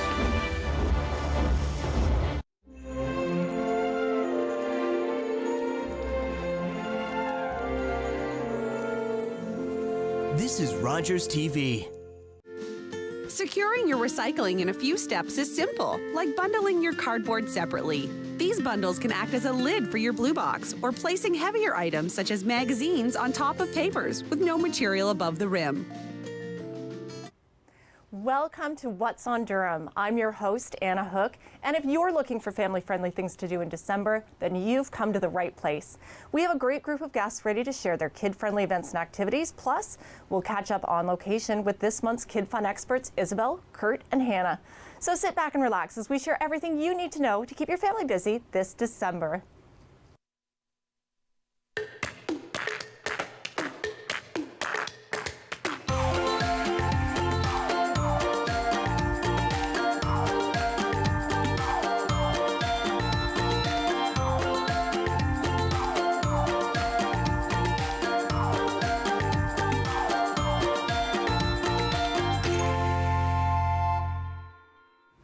My first guest wants you to fast forward through the holiday season and start planning New Year's Eve. Here's Laura Tomasi from the city of Oshawa. Thank you for coming in today. No problem, Anna. Thanks for having me. I love that you're here because we're going to skip over Christmas. We're going to start at the end, and we're going to move our way back with this show today. So we're going to talk about New Year's Eve in the city of Oshawa. So tell me about the event. So the event is officially called the Oshawa Celebrates. Okay. It's happening at Dell Park Home Center. Okay. Formerly Legends. Right. And the doors open at 5:45. The event officially is from 6 to 9 p.m. Okay, so this is our family event. Yes. So if you're looking for a family-friendly thing to do on New Year's Eve, which is kind of hard to find sometimes, this would definitely be something that families would want to look up. So how much does this event cost? The event is free of charge. Oh, wow, okay. Yeah. Okay, and how do you, I imagine it's quite popular. In the past, we've had approximately 5,000 people show up to this event throughout the 3 hours. Yeah. Wow. So is it tickets? How do you get into this event? It's the doors open at 5:45. Okay. There are wristbands because we have free swimming. So there's 2 different swim times. Okay. We have free skating, which is wristbanded because there's a capacity for each skate. So I believe there's 6 skates. And then the rest is kind of wander around. It isn't ticketed or anything like that. Oh, okay. So if you wanted to get a wristband, would you encourage families to line up beforehand, maybe come a little bit early, not exactly at the dot of 5:45? It depends on the weather. Like the doors open at 5:45. We usually are not sold out like as soon as the doors open. Okay. So for the skates, we have different tables set in front of the ice pads, Okay. and then that's where you'd get your skating wristband. Okay. And then for the swim, you'd get them in front of the swim, in front of the main reception by the swimming pool. So if you wanted to do swimming, obviously you're going to bring all the stuff you need to swim, and the rules still apply, right? The regular pool rules with admission. So you need to do a swim test if you're a certain age. Yep, the ratios still apply. Right. Everything is still the same. It's just you don't have to pay. Okay, and the same thing for skating with helmets. Like if you're going to bring your children to skate, they should bring their own equipment. Yes, yeah. We the CSA helmets are recommended. Okay, yeah, okay. for sure. Is it mandatory for children of a certain age? It isn't mandatory, but I would highly recommend. Okay, yeah, excellent. So tell me then about so we talked about skating, we've talked about swimming. What does the rest of it look like? So basically every room is utilized at Dell Park. So in the gym, there's usually children's crafts for a variety of different ages. Okay. We have Zoo to You coming, so you can check out different animals. Yes. We have a stage as well, so Sopper Creek is going to be there, interactive entertainment, so they'll get you up and moving. Okay. Inside the arena on pad 2, we have ice decking, so that's where the main stage is. Oh, wow. And okay. then we have inflatables that are there so people can, children can enjoy those. Sorry, parents. Sorry, parents. But the lineup's for the children. Okay. Yeah, and so there's a whole bunch of different things to do. You know, there's concessions, there's free hot chocolate while the supplies last. Yeah, so the library also has a magician that is ticketed, and it does sell out fast. Okay. But okay. yeah, this year we're going to have a magician kind of wandering as well to work the crowd for smaller, more intimate setting kind of thing. Oh, that sounds so fun. So it sounds like there's a little bit of everything, like tons of entertainment. Yes. You know, you can do the athletic stuff, but then you can go and do some crafts. You can see the animals. That's amazing. Yeah. I love that. It's always very popular. Right. Yeah. So if people were interested in the magician that's in the library, they should go to the library, Oshawa Public Library website. Yeah, so you'd get the tickets at the day of when the doors open. Okay. But it is limited. So they do offer 3 shows, but their venue is small. So I got it. Yeah. What are you most looking forward to? We've only got about 30 seconds. What are you most looking forward to? Just to celebrate an amazing year. Like it's crazy to see how quickly a year goes. And then it's awesome to have all those offshore residents and outside residents come and celebrate the kickoff of the new year. Absolutely. The balloon drop at the end of the event is also pretty popular. Lots of kids are jumping and enjoying their celebration. Oh, that's so fun. So everybody gets sort of called into. Yeah. That's amazing. Thank you so much for talking with me today. Now, if you want to give your kids a competitive edge in their favorite sport, then stick around because we're catching up with Kid Fun expert Isabel at her December pick of the month.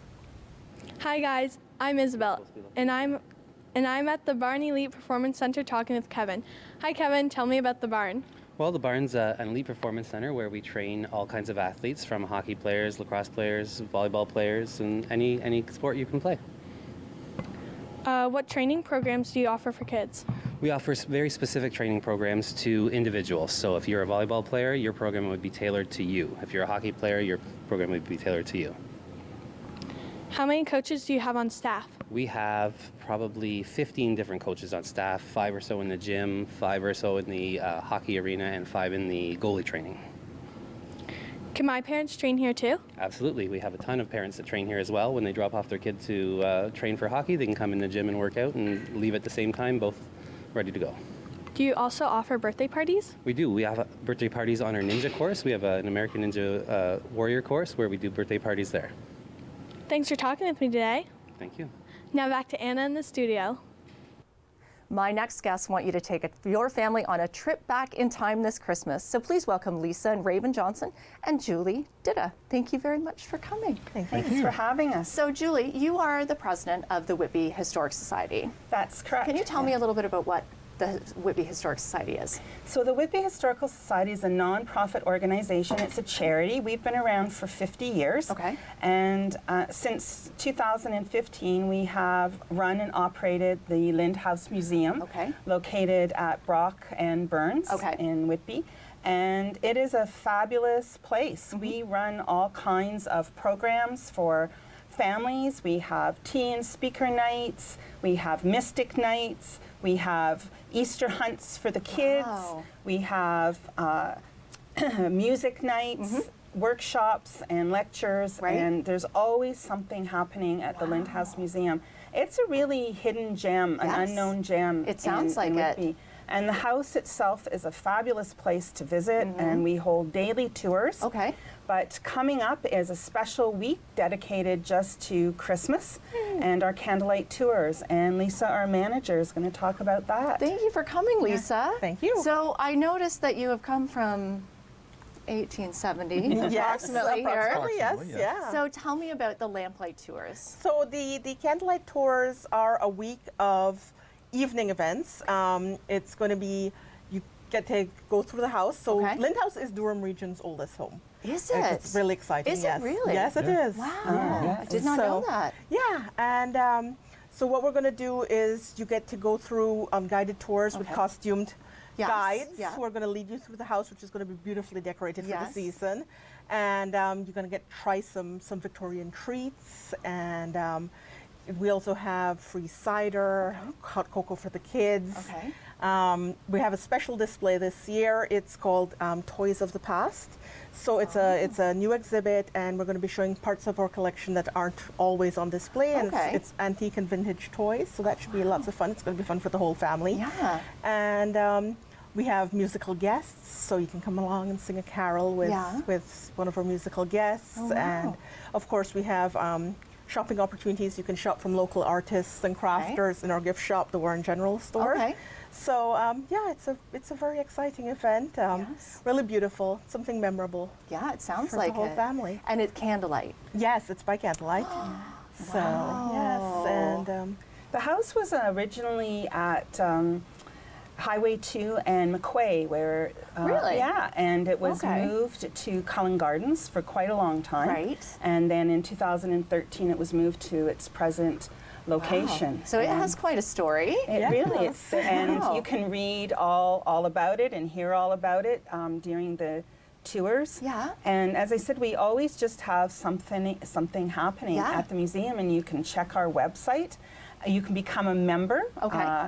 And we always welcome volunteers at Okay. the museum. We need everybody to do everything from tours to looking after the garden to even some promotion for the Right. museum as well. Okay. We really just want to get the word out there, but a great place it really is. Well, it sounds amazing. The candlelight tour sounds like it would be a really special experience. It is. Right? To go back in time and experience what Christmas would have been like for the people that lived in Lind House. Yes. Right? So if I was interested in getting tickets for this event, where would I go?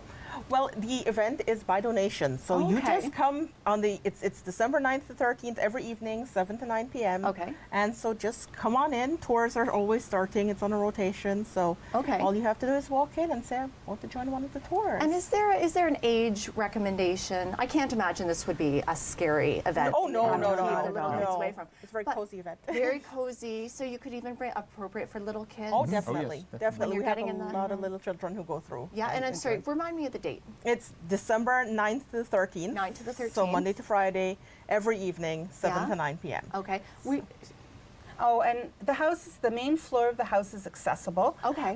But we also can make lots of adaptations for those people who, Great. need some kind of special accommodations. Okay. And what are you most looking forward to? We have 30 seconds. What's your favorite thing about this? Because you've run it. I think you ran it last year, right? I think it's the look on the children's faces, especially now with this special Toys of the Past exhibit. Right. I think they're going to have so much fun because they really enjoy it. Yeah, Julie, what about you? Well, I think it's the lighting, just the lights and the ambiance of the museum, and just as you said, the stepping back in time That's and amazing. getting that really cozy feeling and starting Yes. your Christmas off. Thank you very much. Thank you for coming in today. Thank you. Now, if you want to celebrate the holiday season with some furry friends, then don't go away. We're catching up with Kid Fun expert Kurt at his December pick of the month.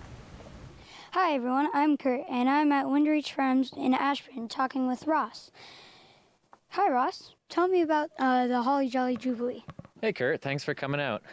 So the Holly Jolly Jubilee is it's one of our open house events. It's the one that we do leading up to Christmas time.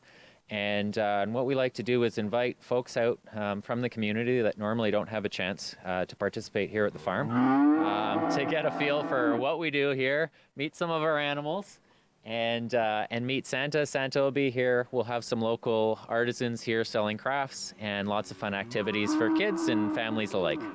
Now, what time is the event? So the event will start at 10 a.m. on December 7th, and we'll wrap up by 3 p.m. What time should people arrive? Anytime after 10, it gets really busy around lunchtime. So if folks, they want to take advantage and see everything, maybe a little earlier in the day or later in that window between 10 and 3, but lunchtime is definitely the busy time. Now, what kind of activities can people participate in? So everyone will have the chance to meet all of our wonderful animals here. You'll see we have a few behind us right here. We're also going to have Santa here. He's going to be doing photos and giving out presents. We're going to have some local artisans here selling their crafts. And then there'll be some arts and crafts and other activities for families. Now, what is the cost? The cost is $25 per car. So pack in your whole family and make the most of it, for sure. Now, what will the funds be raised for?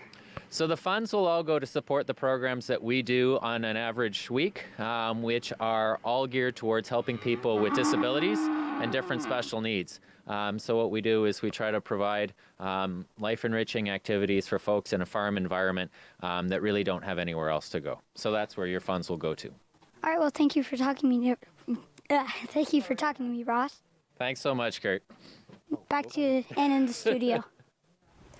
You don't need to drive to Toronto to watch live theatre because my next guest is here to tell us about a local production of a popular family musical. Here's Michelle Morrow from the Oshawa Theatre. Thank you so much for having me. Thank you very much for coming. I'm really excited. I really want to hear, tell me about Matilda. Okay, so it's based on the book by Roald Dahl, but Okay. it's not as similar to the book or as to the movie as you might expect. Okay. Of course, there's more music in it. But it basically tells the story. She is a young girl. Her parents do not appreciate her in any way. They don't appreciate her intelligence. They don't appreciate her humor. And they send her to the school to sort of break her down. And she rebels against the leader of the school, Mrs. Trunchbull, and kind of turns the whole story around. Oh my goodness. Yeah. Do you want to watch a clip? I do. All right, let's watch a clip. So you think you're able to survive this mess by being a prince or a princess, you will soon see there's no escaping tragedy. And even if you put in heaps of effort, you're just wasting energy, because your life as you know it is ancient history. I have suffered in this jail, I've been trapped inside this cage for ages, this living hell. But if I try, I can remember that before my life had ended, before my happy days were over, before I first heard the pealing of the bell. Those are my kids. It's so good to see like the final product after we've been working so hard. We auditioned in June and we started rehearsals end of August. And so to see this actually come to fruition and how hard these kids and these adults have been working, all while having regular jobs and going to school and donating so much of their time, and the parents as well. We're very lucky because Oshawa Theatre, the space we're in right now, we've been in since 1983. Right. So we have the ability to have a workshop and a backstage area. So we have lots of parent volunteers who come and just build sets and paint sets. And we have wonderful set designer, Shane Kelly, who creates these like huge sets and how he's able to turn them around. And then we have Don Simpson, who's one of our head painters, and Zach, and I unfortunately forget his last name, and he's our head carpenter. And they do so much work that just doesn't get the appreciation. Wow. Because you come in and you're just like, these sets are amazing. I think that's what sets us above other theaters in the area. Wow, and I mean, just watching that clip, you know, like there's obviously been a lot of time has been put into making the set and making it have that feel that you want from the production, right? Yeah. It's a little bit dark. A little bit. Yeah, the parents are really mean to Matilda, but it really makes you empathize with her, because at some point in our life, we've always had someone who has spoken down to us or belittled us or assumed we couldn't do something because of our age or our size or our gender. And she's like, no, this is who I am and I'm not going to take this. There's a whole song near the beginning of the show called Naughty, and she said one of her lines is, even if you're little, you can do a lot. You mustn't let some little thing like little stop you. And I think that's a good motto. That is a really good motto. Yeah. So how many performers are in this cast? There are 39 in the cast and 26 of them are 17 and under. Wow. Yeah, so there's a lot of energy. That's crazy. That's amazing. Yeah, it's really nice to be able to involve so many children in the community, because just to give them a platform where they can learn a show that it's the same music and the script that was on Broadway, the same one that was in Toronto, and they're learning all that music, they're learning those harmonies. We haven't simplified anything. Right. And just to give them that opportunity and that challenge and to see them rise up and take it on and perfect it is really exciting. Absolutely, and it's a commitment, right? Like it's a real commitment. Yep, we rehearse Sunday afternoons, 12:30 to 6:30. Right. 12:30 to 5:30, and then Monday and Wednesday afternoons, 7 to 10. Okay. Or evenings, I should say. So it's a lot. So if people are interested in getting tickets, you have evening shows. You also have quite a few matinees. Yes. And you can find that on the website at OshawaLittleTheatre.com. Okay, so if you can purchase tickets at the website. Yes, there's a little button that says buy tickets, and you can click through there. And you can always we try to cut down on waste, so you can have it printed up on your phone. You don't actually have a physical copy, or if you're like me and you like having that paper in hand, you can always purchase it online, then pick it up at the box office. What are you most looking forward to? It's opening night. Probably seeing them get to the final number and be like, we did it. Yeah. Like to see this come together. We have an 11-piece orchestra in the pit, and just to see them come together, and I'm really excited to be like, we did it, but also to be like, we did it. We were able to do a really big show and hopefully do it really well. Yeah. So if people were watching and they're like, you know what, I would actually really like to get involved in this. You know, my child likes to perform, they like to sing. Where would they go? So we always encourage kids to come out and see the main stage shows. There's 2 plays and 2 musicals a season, just to sort of get a feeling for it. Yeah. We always take volunteers. So even if you're not involved in the show, if you want to be an usher, if you want to be part of not carpentry, but like painting, any sort of volunteers, costumes, we're always open to that. that. The theater runs because we have so many wonderful volunteers. Right. There's also a youth group through Oshawa Theater. They auditioned in June. If you go to the website again, oshawatheater.com, there's a link you can click on for the youth, and you can come see their show. Yeah. It's usually around the Victoria Day weekend in May, Okay. and then auditions are in June. And that's a year-long process. So they spend the first half of the year really honing their skills, doing workshops, and then they start working on their show in January, and then they open in May. Amazing. Thank you so much for coming to talk to me my today. pleasure. Now, Kid Fun expert Hannah found an event in Oshawa that's old-fashioned fun for the whole family. Stick around to find out where she is. Hi, my name is Hannah, and I'm at the Oshawa Museum talking with Jill. Hi, Jill. Tell me about the museum. Hi, Hannah. The Oshawa Museum are 3 restored houses on their original foundations, which makes us one of Oshawa's oldest communities, and we date back to the 1840s. What is a lamplight tour? The Lamplight Tour is an event that we've been doing here for over 25 years, and we kick off the holiday season by celebrating with oil lamps and tours and everybody in costume. Is it fun for kids? It's really fun for kids and the whole family. You'll get to see everybody dressed up. You'll get to test stirring the plum pudding and making cookies and all sorts of other fun things. How much are the tickets? The tickets are only $5, which makes it a really good deal for the whole family. What do you like the best about the tour? I really like talking to everyone. It's a great time to see our old friends and our new friends that have come to visit us and celebrate the holiday season. Thanks for talking with me today. Now back to Anna in the studio. Now, my last guests want you to think local when you're shopping this holiday season. Please welcome Melinda LeMay from Picks and Giggles Handmade Markets, Kirsten and Jerica from Everyday Hustle, and Tiffany from Ponchies for Kids. So welcome, ladies. Thanks for having us. I'm so excited to hear. We're a local show. We're all about the local. We love local. So if we can highlight the things that you're doing in your business and the market, I am so excited to do that. So Melinda, tell me a little bit about Picks and Giggles. So we are a local market, primarily based in Oshawa, and we're hosting our next market on December 15th in Oshawa at Kingsway College, and there'll be over 90 local and handmade businesses in the show, and so it's just really about coming out and shopping and supporting our local economy and just seeing all the lovely small businesses that we have in our community. So amazing. So how would we get tickets for something like this? So you can it's open to the public, so you can show up at the doors. Admission is $5. Doors are open from 10 to 4 on December 15th. Or we have about 20 tickets left online for pre-sale. So if you want to get your ticket early to avoid the big lineup the day of, there's a couple left, so not too many. So if you want them, hurry up and get them before they sell out. Otherwise, just show up at the door and anybody can come in. Now, is this a very busy event? Yes. So if you're bringing your children, would you suggest carrier?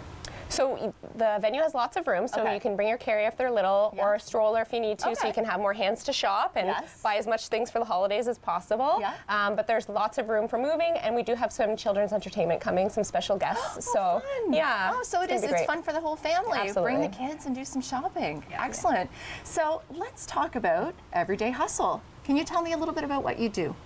Yeah, so our business is we make adult and children's clothing under our line, and when we started the business, we really wanted to be socially aware of what we were doing and how we were making the clothing. Right. So our fabric is actually all made in Ontario, and it's manufactured in Ontario as well. Oh, wow. And most of our pieces we've designed ourselves.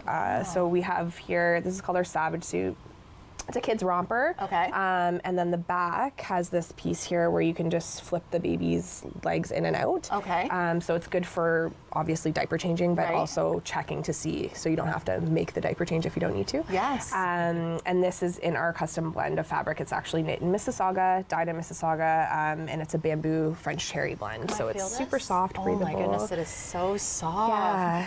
And I love this. Yeah, so it actually came from an idea that we had when I had my son, and he was wearing a lot of the pull-on rompers, which are great. Yes. But we just kind of wanted to do something different and something that made sense for a mom or a daycare person on the go trying to quickly change a diaper.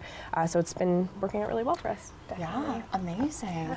So are there other pieces that you'll be selling? Yes. So we're gonna have these in 3 colors. We have it in this, which is great for holiday. We have it in forest green and also a black.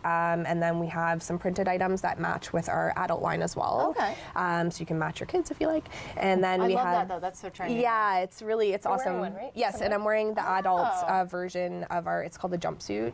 It's seamed really nicely, so it's flattering, and the Right. back panel actually comes up the same way as well, so you can go to the washroom without pulling it down to Okay. get naked. So. It looks super comfy. Yeah, so it's the same fabric. Because it's bamboo, it's really breathable, but Right. it's got a nice weight because of the French terry, so it's slimming and it hides what you want to hide and showcases what you want to showcase. Right. So, yeah. And you can dress it up or dress it down. Correct, yeah. Right. So we kind of made it so that the pattern, you can dress it up or down, so it's great for lounging, but it's also great for holiday wear. Right. Or just anything you can wear to work. Or Yeah, I could totally see wearing that to work. Yeah. Amazing. I'm wearing their pants too, actually. Are you? Yes.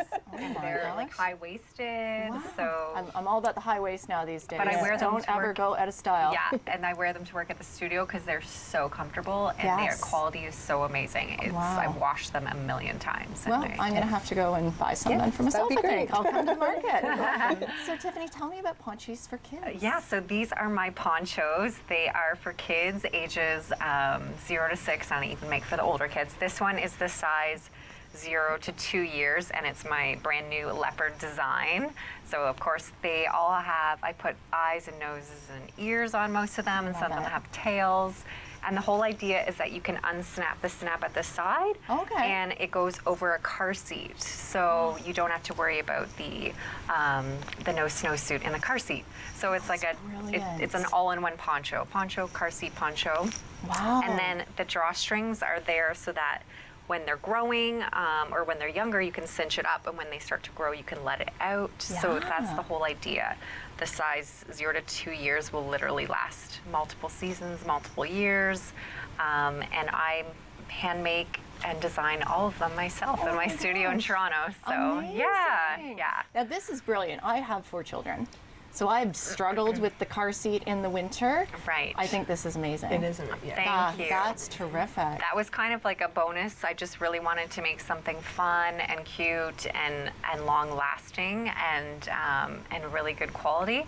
So I just made the ponchos to begin with, and then the car seat thing was just like an added bonus. Wow. So, yeah. So when we shop at Picks and Giggles, these are the people that we're supporting, right? Correct. Makers within our community. Right.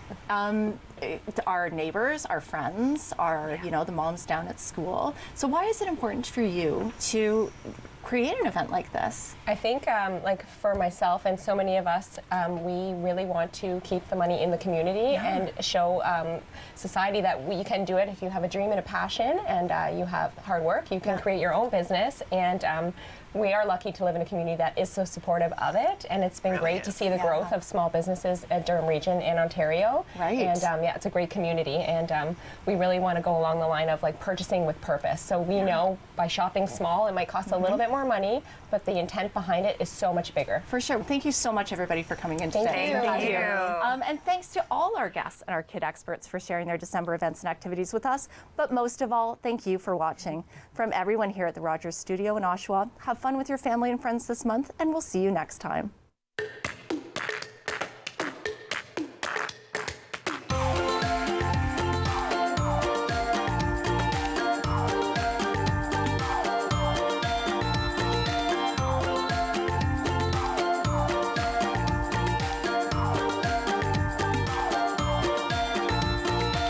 Securing your recycling in a few steps is simple, like crushing your cans and bottles down in your container's blue box and your box board down in your papers box. This saves a lot of space and reduces the possibility of material blowing out of your blue box on windy days. Call the Rogers TV viewer response line, email us, or connect with us on social media.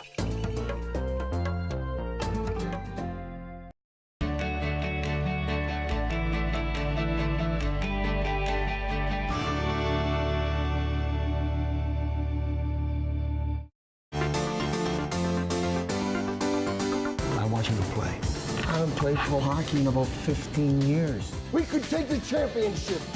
And you're gambling everybody's hopes and dreams on this wild kid. For 27 years, I dreamt of you. We need to finish it. I've seen all of us die. It consumes us from the inside. So we don't have a choice anymore.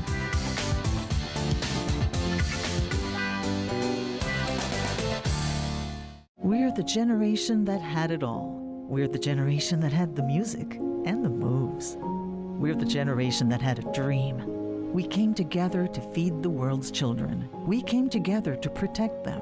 And in this dangerous world, we have to keep on saving them and protecting them, even when we're gone. If we remember UNICEF in our will, we'll be the generation who left a better world for children. Please visit uniceflegacy.ca.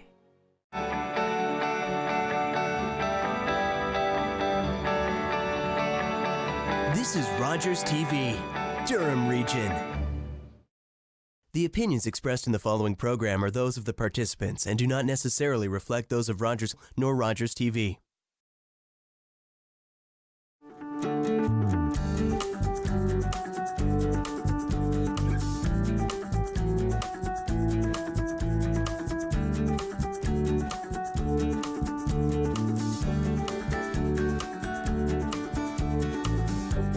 Hi there, welcome to The Parenting Show. I'm Jennifer Anderson. With me, my co-host and parenting expert, Allison Schaefer.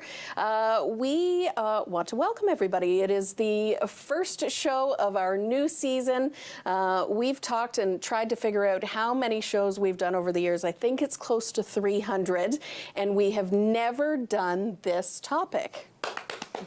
How exciting. So we started back 11 years ago, started doing the show. There was a lot of times we were starting with back to school. I was singing and we had very excited little babies about back then. Yeah, we had little kids in kindies then. Back to school, being excited. But now we're skewing a little older with this show, and we're talking about preparing kids for college and university. I have 4 years to get prepared for that. So remind the viewers of the ages of your kids. Well, we have two older who are 27 and 24, long past finishing college and university. Wisdom. You sent them out. Yes, it was very tough. And the twins are 14. They're starting grade 9. So it's, you think that kindergarten to grade 8 goes fast. That 4 years in high school is going to fly by. So, yes. But now you have a sense of what that letting go and next phase is about. So you're already ramped up. And my kids are also out of the house. They're actually finished school and now working. So tick, tick. Yes.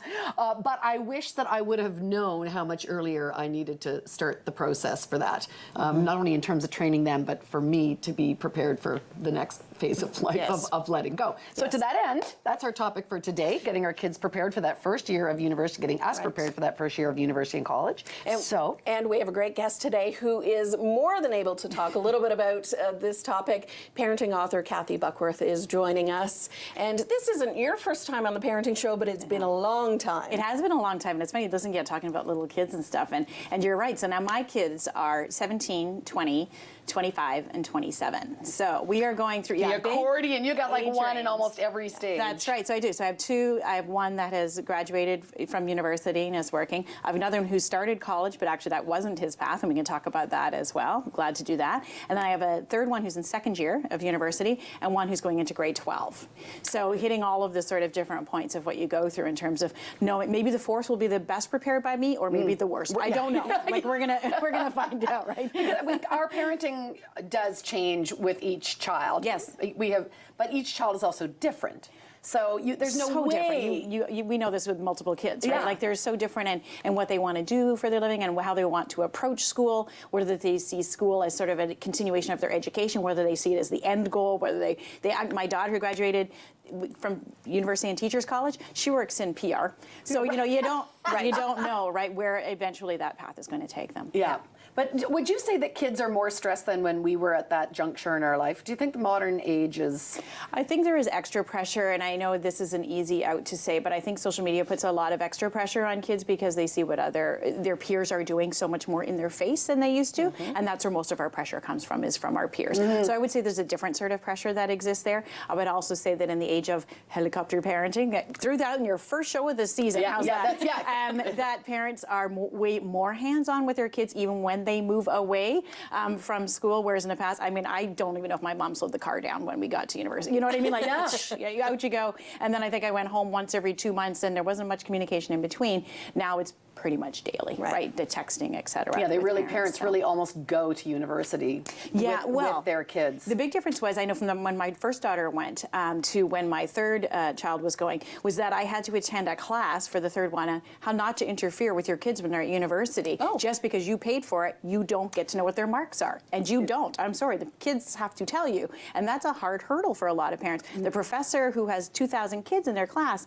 is not going to call you, Mom, when your son is not there. Right? So that's a big hurdle for a lot of parents also.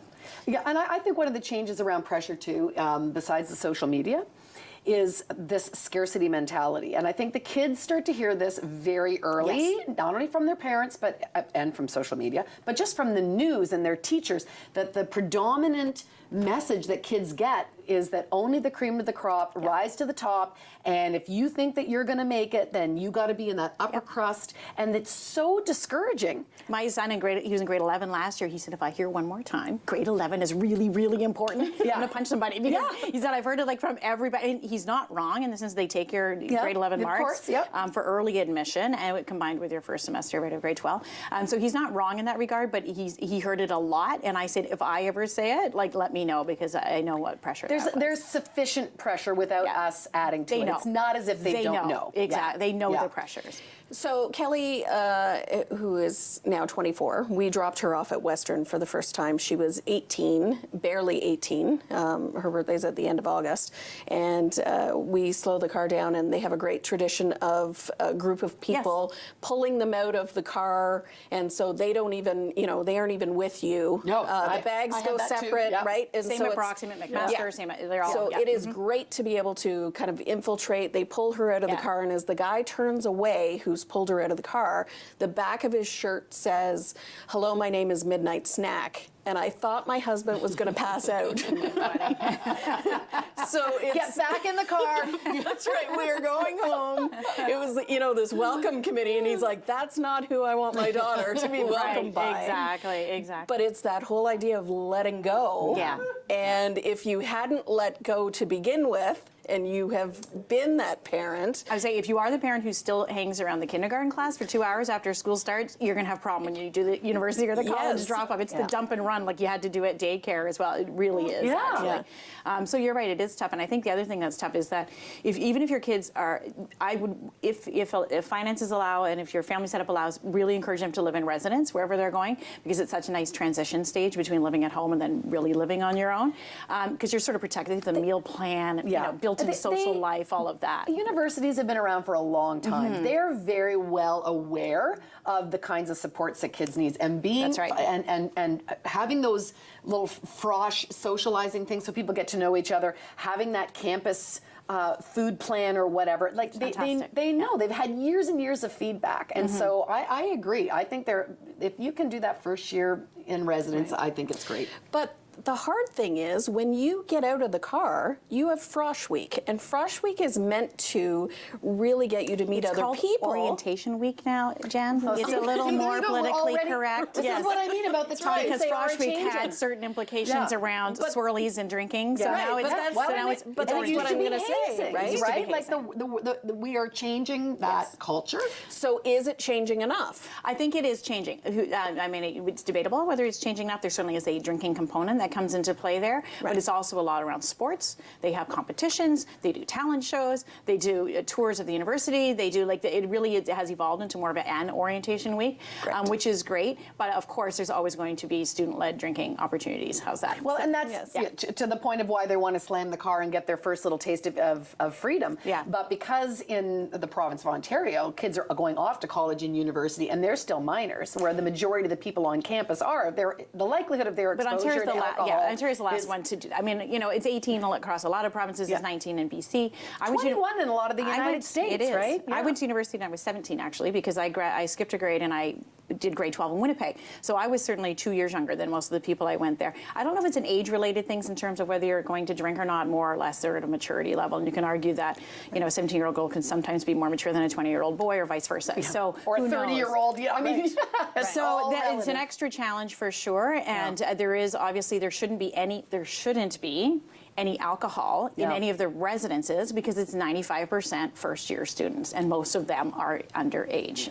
But shouldn't be as different from what exists. And to your point, I think we'd be naive if we went with the idea that, well, you're a minor, so there'll be no alcohol around. I think we have to say there will be alcohol around somewhere, somehow, and therefore you need to be prepared for it. Absolutely. And I think part of the education piece for parents is also to say, like, let's get really clear on what that could mean. I've heard of kids being completely shocked because they drank off campus and then walked across campus and got busted and kicked out of school, and they're like, So I think every parent should go through those policies. Well, because the campus police or whoever the governing, who would have gotten them in trouble, they don't know where the drinking took place. So it's just you're not allowed to be drunk on So on school I think every property. parent needs to review that with their kids. They have pubs, though. They have, there are places where you can drink legally and things like that. It's not like they've gotten rid of all the pubs at universities or anything like that. There's all kinds of parties and that sort of thing. So it has to be managed because this is the real world. So we have to prepare our kids for what they're going to face there, that they can do sort of whatever they want for the first time, maybe, in their lives. That preparation piece is really the whole, in a sense, the whole topic, is that's where parents have to step up and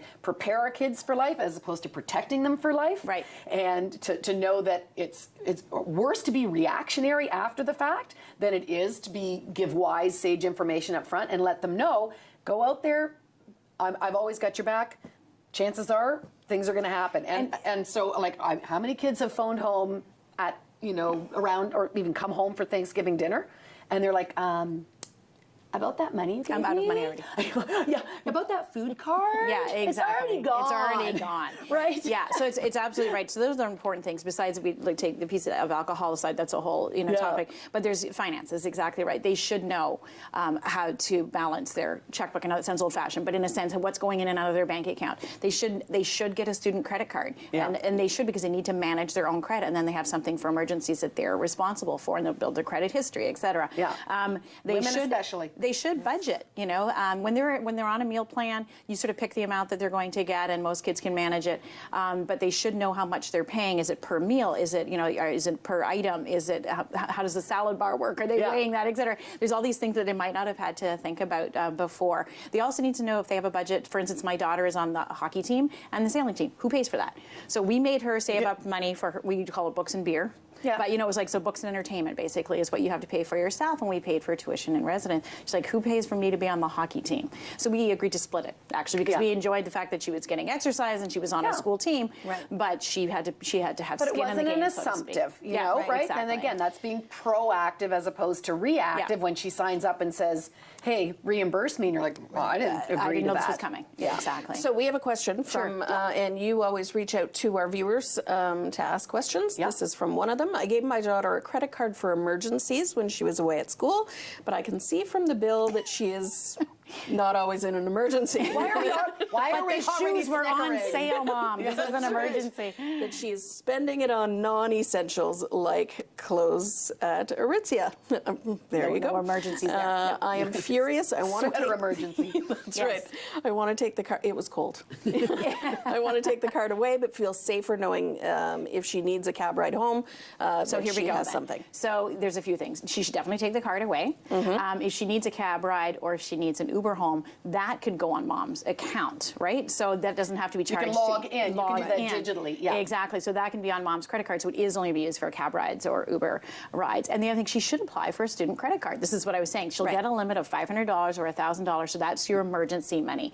And honestly, Mom has to run through in her head the scenarios by which she would need to have a credit card. She's too young to rent a car. Is she staying at hotel rooms? Is that an emergency? Is she, why is she, what is the emergency? Right. We have universal health care. You know what I mean? Like, I'm not sure what this emergency would be per se. Well, this also speaks to the helicopter parenting. Yeah. Is that a lot of us want our kids to be incredibly comfortable all the time for all things and reasons. She should also make her pay back for the purchases she made. Sorry, in my mind, right? Yeah, because that was not agreement. Authorized. Yeah, exactly. Not part of the agreement. Not part of the contract when she went away. Right, but I can tell you how many parents will pay down that card and hand that card back over, and then they'll load it up again, and they'll say, I told you not to, and pay that card off, and they're never going to learn. That's not how kids learn. But sometimes parents justify that as, if she is or he is struggling, he's having a hard time, he needed the break, he needed, the little bit of retail therapy, whatever it it may be, it's easy to justify that I'm just trying to make their stay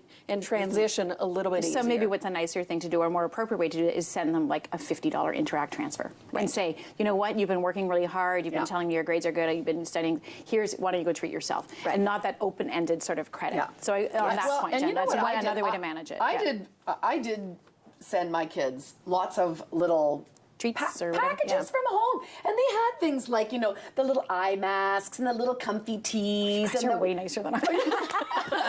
But I have 4 kids. We have 4 as well. But no, I just had the 2. You're right. Yeah. You know, but I just made these little kits to sort of say, I know it's exam time, or I know whatever. And I think for them it wasn't so much actually about needing the money. It was about needing to feel thought of, cared for, you know, whatever, and keeping that connection from at home, because as much as they do love, they've got this one foot in adulthood in that first year, but like it's amazing how much they still want to feel the comfort of home, you know, like that first Christmas that my kids came home, it was like, yeah, can we still have the pajamas the night before? And that, like, I was like, they cling to tradition because they're living in such a new world. I think importantly though, as the kids are going off in September, it's really I felt important to encourage them to not come home before Thanksgiving. And that's when they really, you know, that's a nice time to come home. It's a family celebratory time. They've been away for 5-6 weeks at that point. And now a lot of universities have their first reading week during that week too. So often they get that whole week off. So it's a really nice time to sort of reconnect them before they go back. If they start coming back before that, now talk about the fears. I agree with you on this. We've mentioned this you and I together. So if they come back before that, the fear is that they just don't establish that social lives get established very early on in that first year in residence, and when everyone's doing the bonding, orientation, et cetera, it's hard for them to break back in again once they've come away home every weekend. And then people just think they're at home every weekend, so they don't get invited. So I think that's really hard as well. And it's not that they're not likable, and it's not that there's like necessarily social bullying, but it's just the nature of the beast where when you start to having common experiences, you start talking about what happened yesterday at the whatever, and then you tend to repeat the same people to come again. And they've excluded themselves. And I think they think, I'm just going to go home and hang out with my high school buddies. Guess what? They're not there. No, they're that's off. the other thing. Off. So then who are they hanging out with? Mom and dad, right? So and then everyone gets on everyone's nerves because so it's not a good time. Those more introverted kids, the kids are a little bit more socially anxious. As much as we'd like to step in and rescue them, it's like we need to encourage them, like stick it out, stick it out. And join teams. You know, if you're athletic, join, try out for the teams. And even sometimes if you try out for a team, you don't make it, you meet a bunch of people with common interests. And guess what? Sometimes there's an intramural team you can join up with too. So, there's many activities and things. And especially it's hard for the Shire kids, but that's so important to find your people. And we talk about find your people. And so unlike high school, in high school you had like maybe 8 clubs, and we've almost cut all funding for clubs. That's very true. University, you get 6 people together that want to do like inner tube polo. That's it. You're a club. The club. So there's like there's literally clubs for everything at university. Really I think sometimes it's some of the best places for kids to finally meet people like them. So do you recommend going to visit them? Okay, so that's in the U.S. they have this thing called Parents Weekend, which I've never understood, but it's one weekend where it's like visiting at camp or something. In Canada, we do not, just so people know, we don't have that kind of structure in Canada. The universities do not offer a parents visiting day. So it's up to you. I would suggest it is nice to go out and visit your kids, but take them out for lunch or something. Do you know what I mean? Take them off. I don't want to eat the salad bar down on their meal plan. Let me tell you that. Get a tour of it, but you've had a tour already before they started. But if you haven't, have a look around. But take them off campus, give them a little treat, and then take them back. Right. So you don't hang around all day. I think it would be similar to if you moved out and got your first apartment, and you'd like your parents to come see your digs, see your environs, meet your friends. Same thing, meet them. Don't set up shop. Don't come to the dorm party on Friday. Is that pot I smell? Yes, right. Yes, it is. So just get in and get out. Yeah. So, there's a transition definitely with any child that goes away. But what happens if you haven't really taken those high school years to prepare them?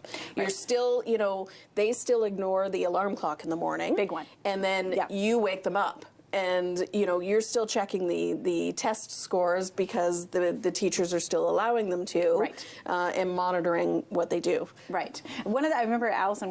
We've known each other for many years. I remember one of the things that you said that you did with your daughters when they were in high school was that's when you went out for your run because you just didn't want to deal with the alarm clock and fighting over the bathroom and what am I taking for lunch? And you said I just left. And to be honest, that is great. And you got to start just leave the house. The key part of that was leaving the house. Go to Starbucks. Right. Okay. And you're it's a great piece of advice because if you're not there, they have to get it done. Now, I travel a lot. My kids are well used to getting themselves up in the morning and getting the door out. But that is a problem for a lot of kids, that alarm. It was a problem for one of my older son, actually. He was not great at that, and he didn't manage his own time as a result. He said, oh, I don't have class till 11. I'm not getting up till 10:35, right? But then he wouldn't allow time for, oh, wait, I was supposed to be doing homework or something before that because my classes go till 9 at night.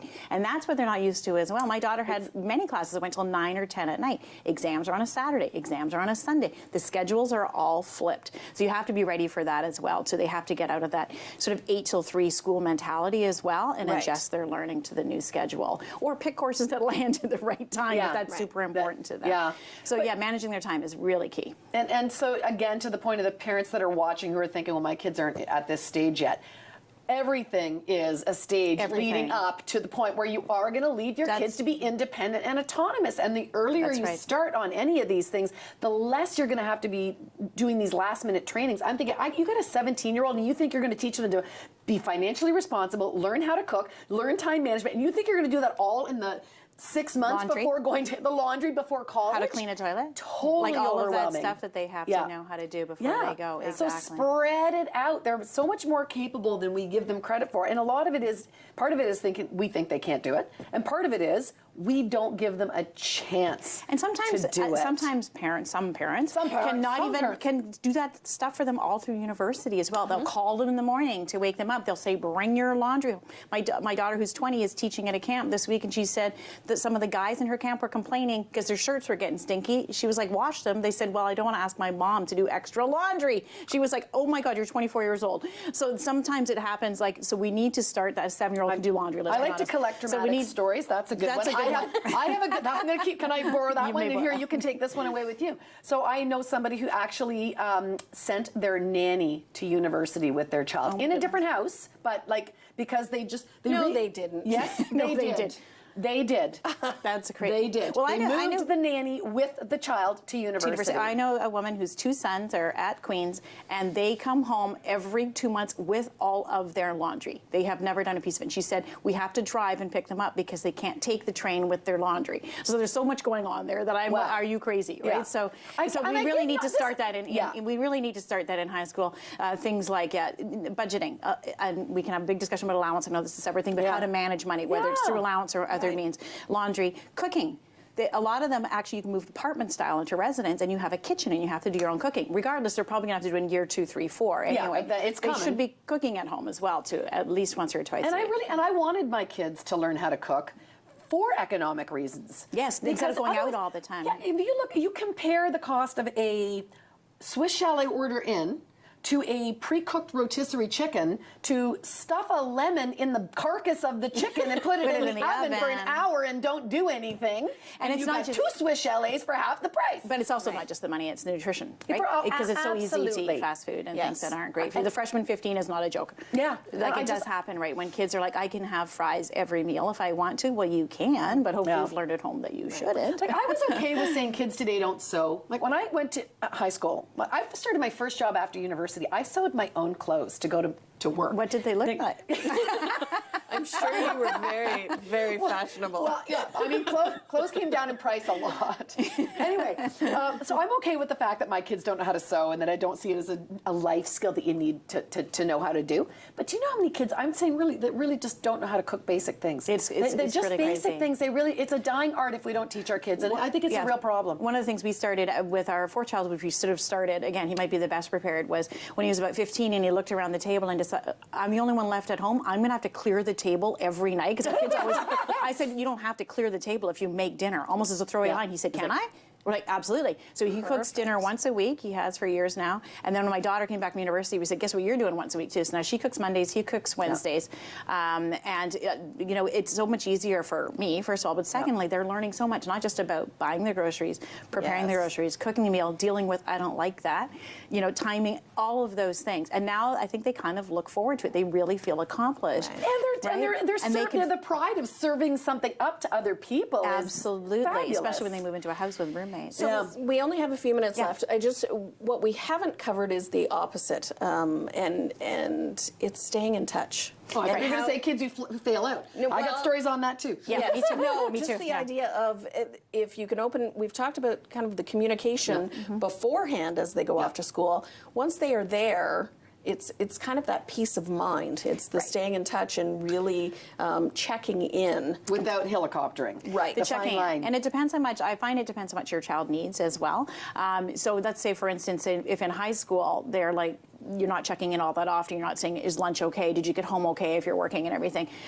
If you're not doing that, don't start doing that at university. But it depends what your level of communication was before. I would say texting is the best way. Or Snapchat. Or whatever type of what you're used to with your kid. Again, Facebook message, whatever. Yeah. Phoning a Gen Z person.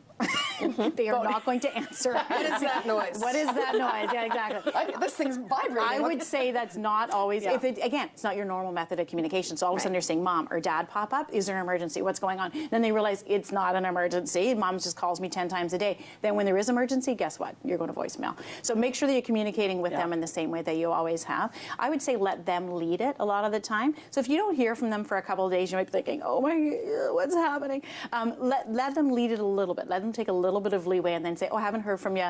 Share a piece of news to them so it seems like you had a reason.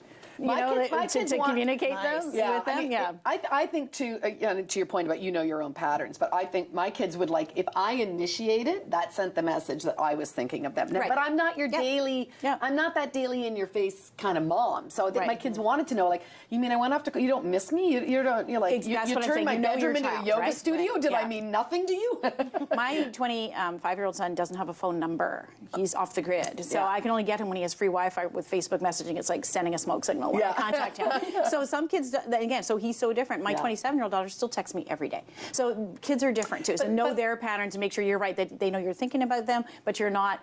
They're busy. They're busy with new friends. They're busy with getting used to their new life and really trying out things for themselves. And sometimes it's nice when you're not in touch all the time, because when they do come home at Thanksgiving or Christmas, they have stories to tell you. I saw it on Facebook. I read your Insta story. It's nice sometimes they save up stuff to sort of tell you in person, which is a better way to communicate. Very quickly, and you did mention that dropping out. What happens if? Right. Well, my daughter was devastated when she decided to drop out and switch. She didn't know at the time that she was going to switch, but she really thought that was probably just the biggest unrecoverable failure. Now, she ended up finding a different program, switching. She had to make up some extra credits and got started. And at the end of it, she said, do you know, almost everybody does that? And I was like, no matter what I said to say it's okay, everyone does this. I did it. That's so, right. It's really hard to get them to understand. It's hard to know. So I had a different experience. So my son went away to college and was kindly asked to leave after a year. And it was never right for him. In retrospect, he was a square peg in a round hole. We should not have pushed him actually to go away to post-secondary. He did a gap year, actually, so he did a lot of volunteer work. He went to an outdoor program. He wanted to be a camp leader, et cetera.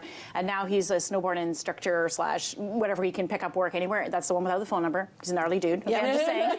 But you'll have to know your own child too. Do we consider his experience at college a failure? Yes, in the sense that we paid for it, but no in the sense that he knows at any point if he wants to go back and pursue that, it's still there. Yeah.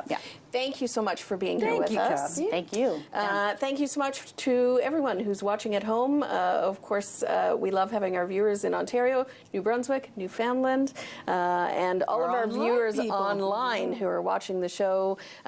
Check out more information about the show on rogerstv.com, or of course you can see all of the episodes on our YouTube channel at Rogers TV.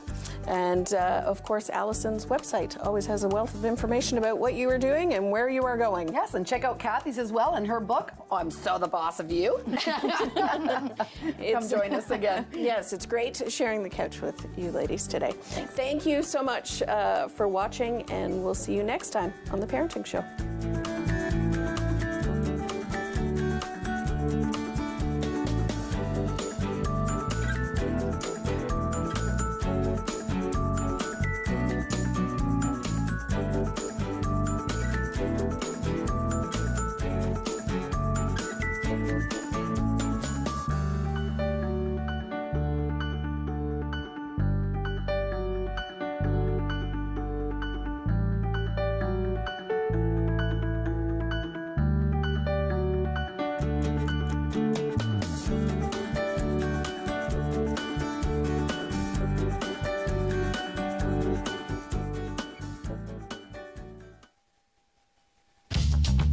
This program is brought to you by Ignite TV. Now you're in command. Visit Rogers.com for more details.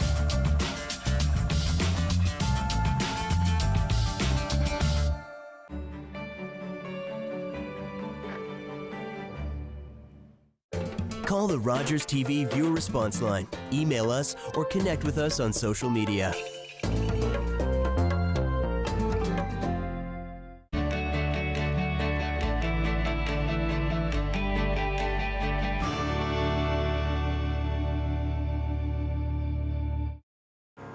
See the horror of another dawn. Been this way since I was born. There's only one way out of here. Unyielding, unforgiving, untamed spirits unleashed in a dangerous land. Confront and conquer, whatever the cost. Impact Wrestling presents Hard to Kill, live January 12th on pay-per-view.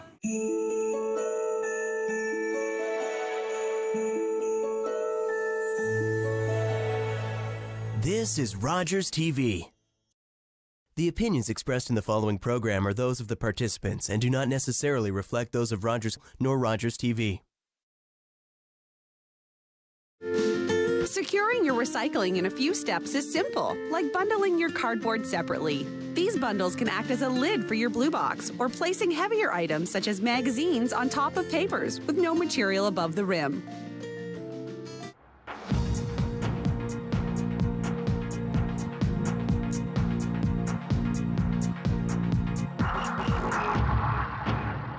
Hello, everyone, and welcome to another edition of Talk Politics. My guest this week, coming to you from the studio in Utica, is Uxbridge Mayor Dave Barton. Great to have you back. You know what? It's great to be here in Utica. Thanks for coming a little closer to me. I appreciate it. I love it up here. We love it up here. Big news. There's so much happening in Uxbridge. We've got a list this long. So let's get started. Yes. Big news on the hospital planning front. Yes. And you've received a grant. What does that mean? So we don't have an infrastructure grant. We actually had that earlier. So we got $1 million infrastructure grant in the spring to work on much needed repairs. And it will also, we're making sure that that infrastructure is going to be used for a new build as well. But one of the big concerns for our residents is our hospital's end of life. And by, it's stick frame construction. It was built back in the 50s when we used some materials that are hard to renovate. So we need a new hospital. Now, I and then my predecessors have been lobbying for a new hospital for a long, long time. Yeah. Before our MPP, Peter Pethenfalvey, was elected, during the campaign and before, they made sure he got tours of the boiler room and to see the kind of infrastructure that we were dealing with. Right. And he has been a true champion for this project. And we got a hospital planning grant, which basically means we'll be getting a new hospital. Now it's, what's this hospital going to look like? Yeah. So we're working with our local foundation, who have been raising money for a long time. We're working with the Markham-Stouffville Hospital Board, and they are, that's our sister hospital or our parent hospital. Which it wasn't always that way. It wasn't all that. Right? I'm trying to remember when that connection began, but it's been a number of years, and we're so fortunate to be connected to them. Yeah. So, all of typically my residents' specialist appointments are at the Markham-Stouffville Hospital. Yeah. We've got their specialists come up and have and see patients up here in Uxbridge, which is great. And then I don't know if you know this or not, my wife is a physician at Markham-Stouffville Hospital. I did know that. Oh, you did? Oh, see? You've done your research. I knew that. Okay. Okay, fair enough. But we're very well connected at Markham-Stouffville. They treat us really, really well. And Joanne Marr, who's the CEO, has been phenomenal to deal with. So we will be getting a new hospital. We don't know the timeline yet. We're just in the planning process now. But we are extremely excited. I thought about just resigning right then. If I've accomplished everything I need to, I'm good. But I decided we have way more to do. So No, it's only in the planning stages. Okay, fair enough. Mayor Barton here. I mean, wait till it's actually complete and you cut that ribbon. Okay, thanks for the advice. I appreciate it. Okay. And the other piece of that we've got, our physicians are investing into our hospital campus. So they're building a medical office building, and we're moving some of the hospital infrastructure into that building. So there's going to be a health campus. It's privately owned. This part is privately owned by our doctors. They're going to rent out space for things like diagnostic imaging. For Markham Stouffville will be in the private facility. The lab, the specialist offices, things like that will all be in this private facility. We'll get a new hospital, and then we're also looking at long-term care providers to look after other parts of our infrastructure on site. So there's we're doing things differently. It's very, very exciting, and I can't wait until we meet next year and I can tell you what we accomplished. So what do you envision changing, the expansion? What would you like to see it look like? Okay, so what we'd love to see, again, this medical office building, it's significantly less expensive to build a medical office building than a hospital. So the idea here is to move the non-hospital infrastructure that doesn't have to be in a hospital building into a neighboring building that might be completely connected, or there might be a couple foot gap. So it's all quite seamless. So medical office building, brand new hospital, and long-term care all in the same campus, so that when you've got a patient at the long-term care facility who needs to see their physician will quite often just walk over to the long-term care facility, order the tests, they move within the same campus, don't have to get in a vehicle, move to diagnostic imaging, lab work, and so efficient. And it's all in one spot. So it's all about patient care and how to do this in the nicest way possible. Isn't that the way it should be? Oh my goodness. And what's great is we've got a clean slate in Uxbridge. So we're starting from scratch. Everything needs to be sort of replaced in the next 5 years. And again, the province are very, very supportive. So we had the health minister up for a couple different announcements at Uxbridge. And there's some huge wins happening. So during that construction, though, how does that affect the current level of care? Well, what's great, again, with this model, we're moving some of the infrastructure into the medical office building, and the new hospital will probably not be in the exact same footprint as the old. So we should be able to build the new hospital and then move over in a very short period of time. And the whole time, what's really important to our residents is that Orange can access our patients there. And that will be quite seamless. There'll be the odd week where we can't accept helicopters, but just with certain construction happening. But we will keep our helipad, and that's all part of the plan. And an expanded long-term care facility. Exactly. So we're looking for more long-term care beds. The province is investing in that infrastructure, and we want to make sure we're part of that. You have many reasons to smile. You know what? This year has been a very positive one in Uxbridge. There are so many projects happening. The stars have really aligned for us, and it's a very exciting time for us in Uxbridge. Okay, let's go through some of those projects. Okay, sounds good. A CRH deal. Explain to me. Okay. You're very happy about that. Explain to me what that is and why it's been so great for Okay, Uxbridge. so we have an old gravel pit. It's on the 4th concession, and it's been fairly dormant for a long time. Part of what we want to do is we want to see our gravel pits, take all the gravel out of them, rehab them, and put them back into productive land. Right. It's been sitting quite dormant for a long time. Dufferin Aggregates bought that pit. They got a deal, a construction project on the 404. They needed the gravel from Uxbridge for that project. Then they had excess fill that's clean fill for that 404 project. There's some excess sodium, but everything else is basically farmland. Right. They're moving their excess fill into Uxbridge. So taking a full truck from the 404, pull it into Uxbridge, use that fill material to rehab an old legacy pre-1971 portion of the pit.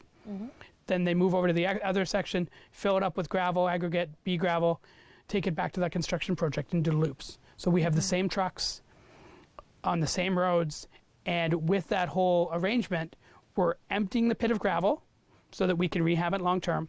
We're rehabbing one section of it, and we also got about $400,000 worth of winter sand.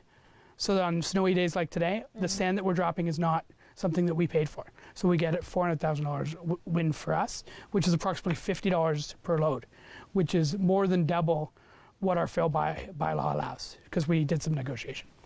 Big win for us. And $400,000 in Uxbridge is a huge deal. We have about a $13 million It's a tax. huge deal everywhere. It is. It but, is. But again, when you're talking City of Toronto or something, Yeah. it's not as big. But we have $13 million in tax revenue that comes in. $400,000 is a huge windfall for us. Also, you're paving roads. We're paving roads. So this was started a long time ago, but we have a gravel road conversion. From an environmental standpoint, gravel roads aren't a good idea. They wash sediment into our watershed. So we want to pave roads whenever possible, and the residents love it. So this year we hard surfaced 10.5 kilometers of roads for the very first time. So we have about 30 kilometers left in the township of Uxbridge that are non-dead end roads. Right. The dead ends will be, that's another project. Yeah, you just leave them for a while. We have about 20 dead end roads left, but so anyway, that's where we're at. And a pump park. Explain to me what a pump park is, because you showed me the video and I was like, wow, every community needs this. So a pump park is basically, it's an asphalt pathway that has a whole bunch of bumps and bends in it. Like? Yeah. Like that, Like this. right? So it's, if you think of a swing, when you're using gravity to help you move a swing, it's kind of like that on a bike or skateboard or scooter. And what's funny, so about 5 years ago, a gentleman by the name of Steve Snodden started working on this. And it's like Joyride. For anyone who's been to Joyride, which is in Markham, it's that sort of system. Anyway, Steve started lobbying for this and started working really hard to make it happen. He's a member of the Rotary Club and the Durham Mountain Bike Association. He got some people on board. He got me on board, and it's been incredible. So we applied for a Trillium grant. We had the Rotary Club put in $75,000. The Optimist Club put in $75,000. The township used $75,000 of parkland reserves, and the Durham Mountain Bike Association and Durham Shredders got in for $25,000. We've had some private donations as well. We basically converted $75,000 worth of Uxbridge money into a $450,000 project. And you'll notice my math doesn't quite add up, and that's because the aggregate companies jumped in with free gravel. We had some local contractors who helped out in meaningful ways, and then Mark Bradley, who was a member of the Durham Mountain Bike Association and started Durham Shredders, he has lots of friends in the construction business, and they lent us a whole bunch of equipment that saved us about $14,000. So that's incredible. So in the end, it'll be a $500,000 project that my taxpayers only paid $75,000 for. And a facility for the kids, bikes, oh my goodness. It's been so fun to watch. We knew it was going to be popular, but the kids are there constantly. So if we have 2 days without snow and the snow clears off this thing, they're there. It's full again. So unannounced, our MPP, Peter Pethenvalvi, and my deputy mayor, Willie, and I stopped in one day just to show Peter what it was like. It was full of kids. They all crowded around us. Peter had a speech. I talked for a couple minutes, and then we all got a chance to try it, which was... It's been a blast. We're having a great time. Oh, that is awesome. What is it about Uxbridge? There's just so much community cooperation. And no, it's totally. I don't know it's if our you residents. find that level of community cooperation in other places. And listen, I've lived in Uxbridge my whole life. It's the only place I've ever even been to a council meeting. Oh no, I went to one in Whitby once. But again, this is where my passion is, and our residents are incredible. Everybody wants to help. Everybody sees the big picture, and we're accomplishing great things because of it. And we only have about 30 seconds. Okay. I quickly want to mention the Uxbridge Museum. Great things happening there, too. Oh, I don't know if I can do that in 30 seconds, but similar to the pump track, we converted $20,000 of Uxbridge money, got a Trillium grant through a local organization, and got an accessibility grant. So $20,000 into $120,000 worth of accessibility, which improves the facility. It's unbelievable. I'm going to hold you there. We're going to go to a quick break. More with Uxbridge Mayor Dave Barton after this.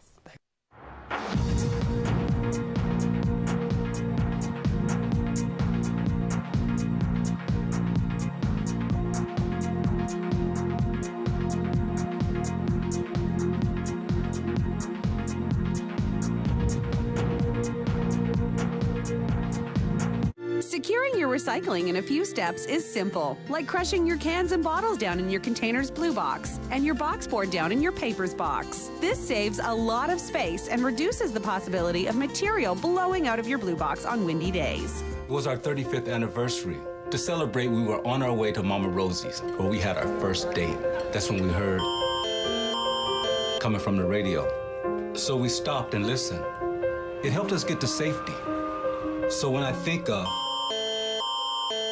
of our anniversary, because now we have even more to celebrate.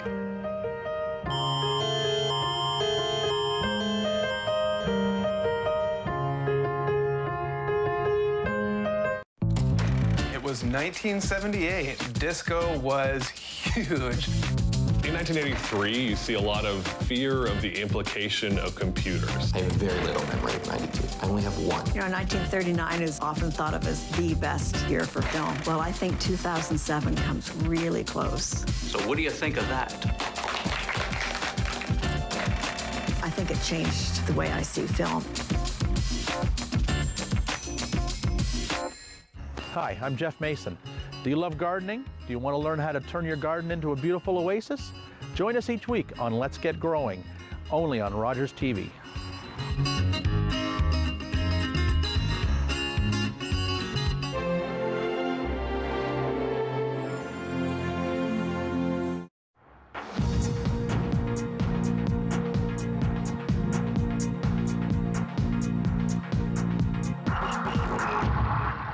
Welcome back to Talk Politics. Our guest this week is Uxbridge Mayor Dave Barton, and we are here from our Utica studio talking about the long list of accomplishments and things that are making you smile.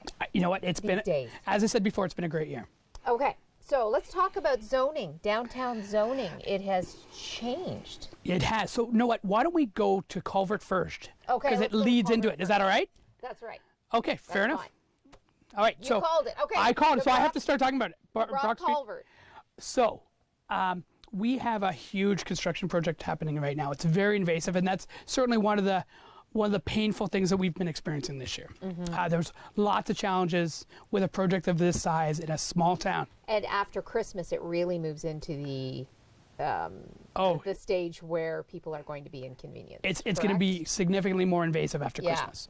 But right now, so let me remember my numbers. So there's been tons of prep work where you're basically creating foundations for this project. And just to try and give a little bit of scope, it's approximately 100 feet wide, and it goes from right underneath my downtown.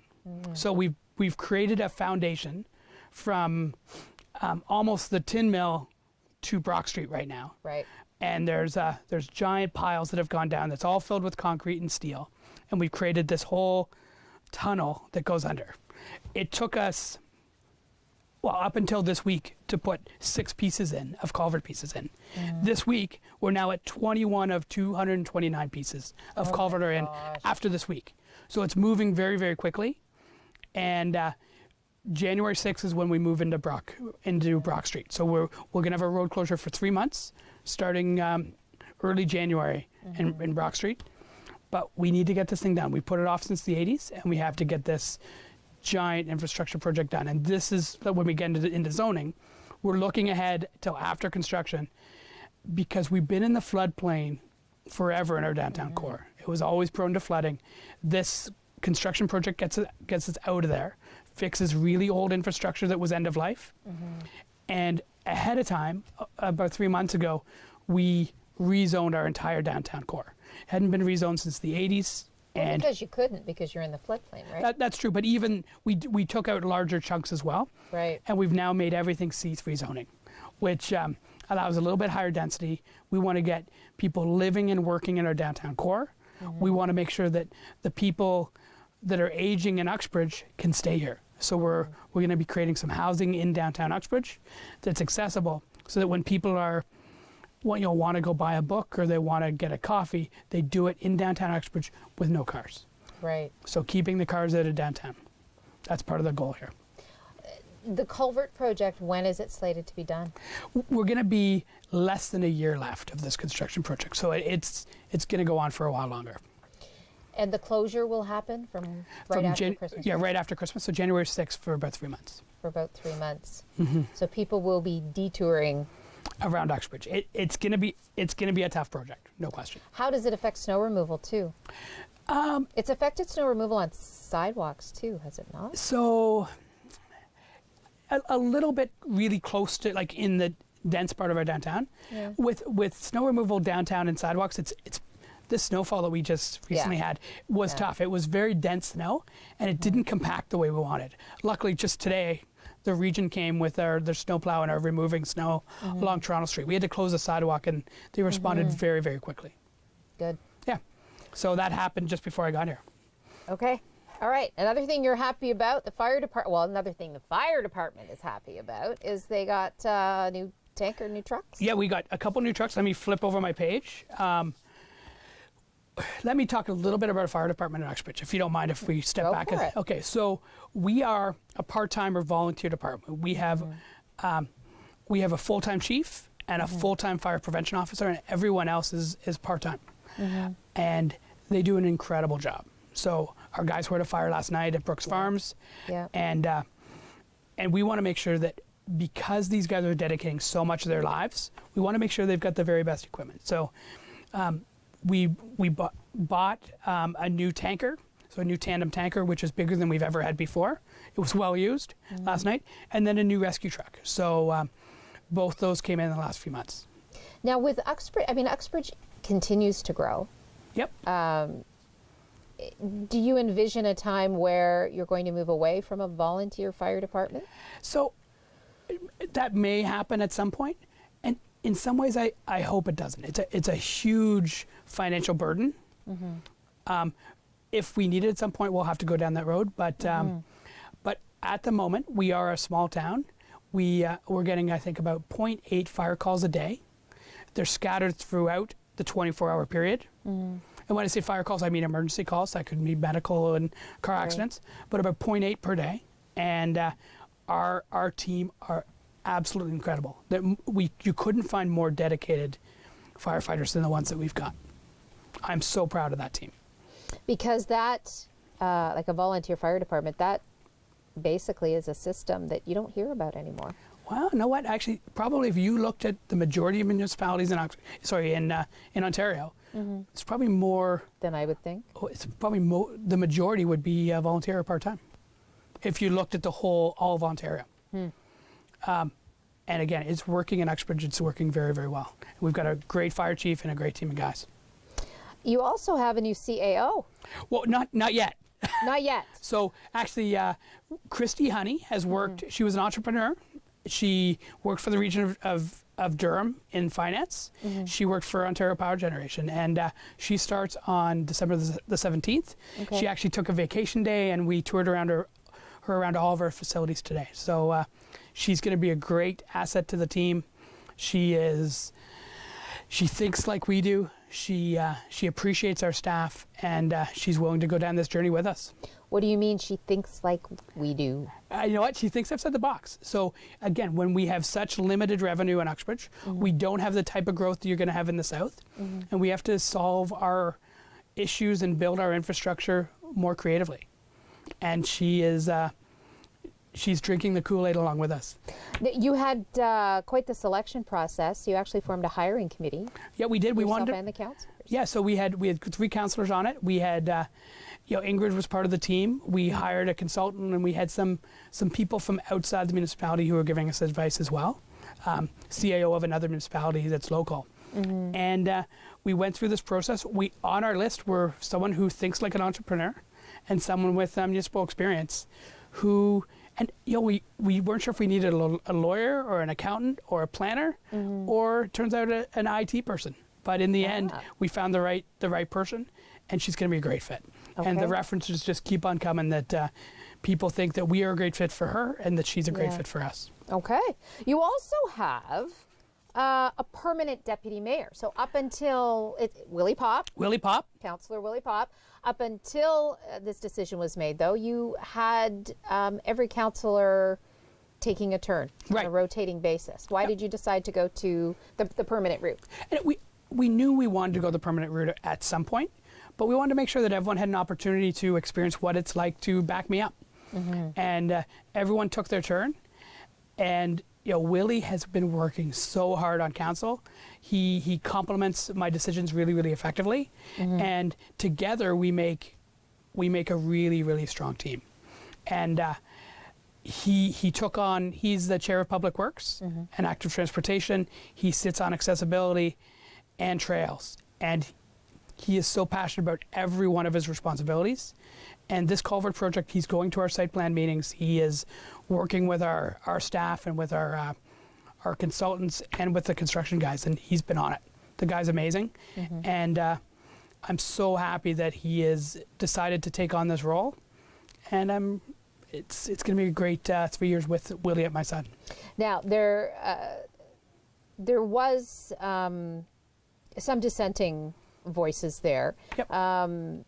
Asking for more transparency, a more clearly delineated process, or set of requirements. That was Gord Hyatt. Your response to that? So, listen, we always want to be transparent. We want to be wide open. You'll notice that we are wide open on social media, and we communicate with our residents constantly. And I feel we were very, very transparent with every decision we've made so far. So, yeah, we listened to Gord, and what we're going to do actually is we're going to create a job description of deputy mayor. It's never been done before in Uxbridge from my experience, and we're going to make sure that everyone knows what it means to be deputy mayor, and make sure that we all agree with that criteria moving forward. So we love hearing different ideas from different councillors, including Gord. Okay, let's move on now to an issue in Goodwood. You've had some vandalism at the Goodwood Community Center, and you're doing stuff about it. Okay, fair enough. You know what? We've had vandalism throughout the municipality. It happens, I think, to all of us. Certainly, when I talk to mayors down at the region, it's something we all experience a little bit. And we're doing a couple of different things. We've got Todd Snooks, who's one of my councillors, who's a York Regional Police Officer. I have other friends that are police officers. I meet with the DRPS all the time. They talk a lot about Neighborhood Watch is an incredibly effective way for community policing. And so we've implemented that so far in the Barton Farms, Coral Creek areas in Uxbridge. We're quite a ways down the road for South Balsam, which is Willie's ward, and Todd Snooks' ward in Quaker Village. And then the other thing is, it's a small town, so we see these people. We're installing video cameras in a few different spots. And just a funny story, it's Uxbridge, so everyone knows each other. Okay, I don't mean to stop you there, but we've only got about a minute. I want to mention budget. What are we looking at this year? Okay, so I'm not going to go into numbers, but I'm going to say we're working really hard to make sure the impact to our taxpayers is as low as possible. We have lots of construction projects that we want to continue on. This culvert will affect us long term. And we have a guy named Bruce Garrett. He's a Ward 3 councillor. He's doing an incredible job at budget. He's our money guy, and he makes sure we stay on track.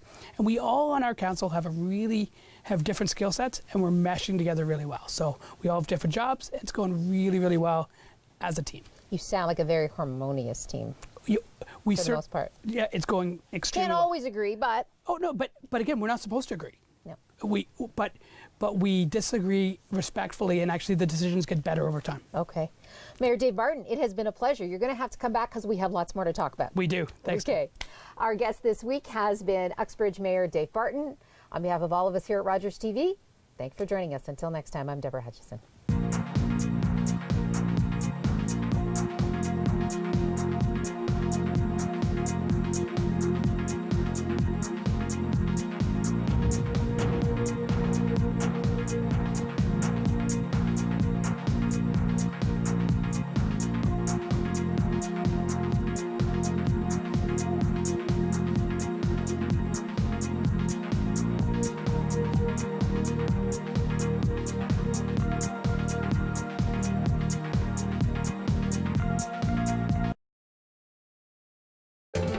Call the Rogers TV viewer response line, email us, or connect with us on social media.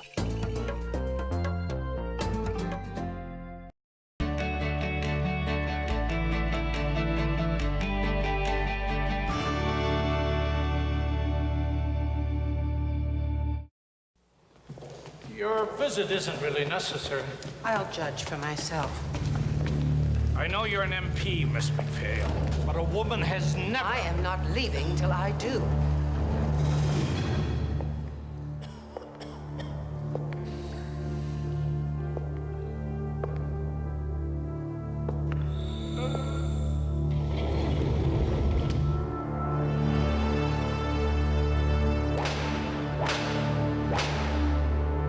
How can such a society be called civilized? If those appalling conditions don't change, that prison will explode! Perhaps our lone lady member is too fragile to know what is normal in a prison.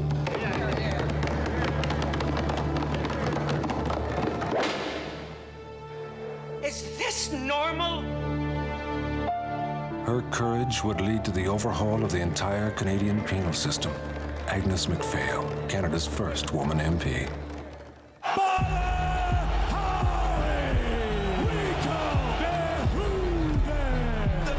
Versus the baddest. His arm is broken.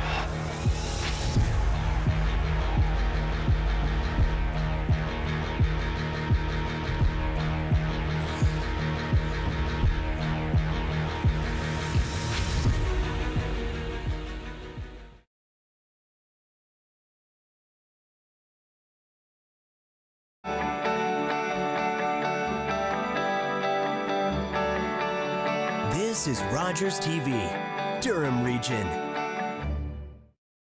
The opinions expressed in the following program are those of the participants and do not necessarily reflect those of Rogers nor Rogers TV.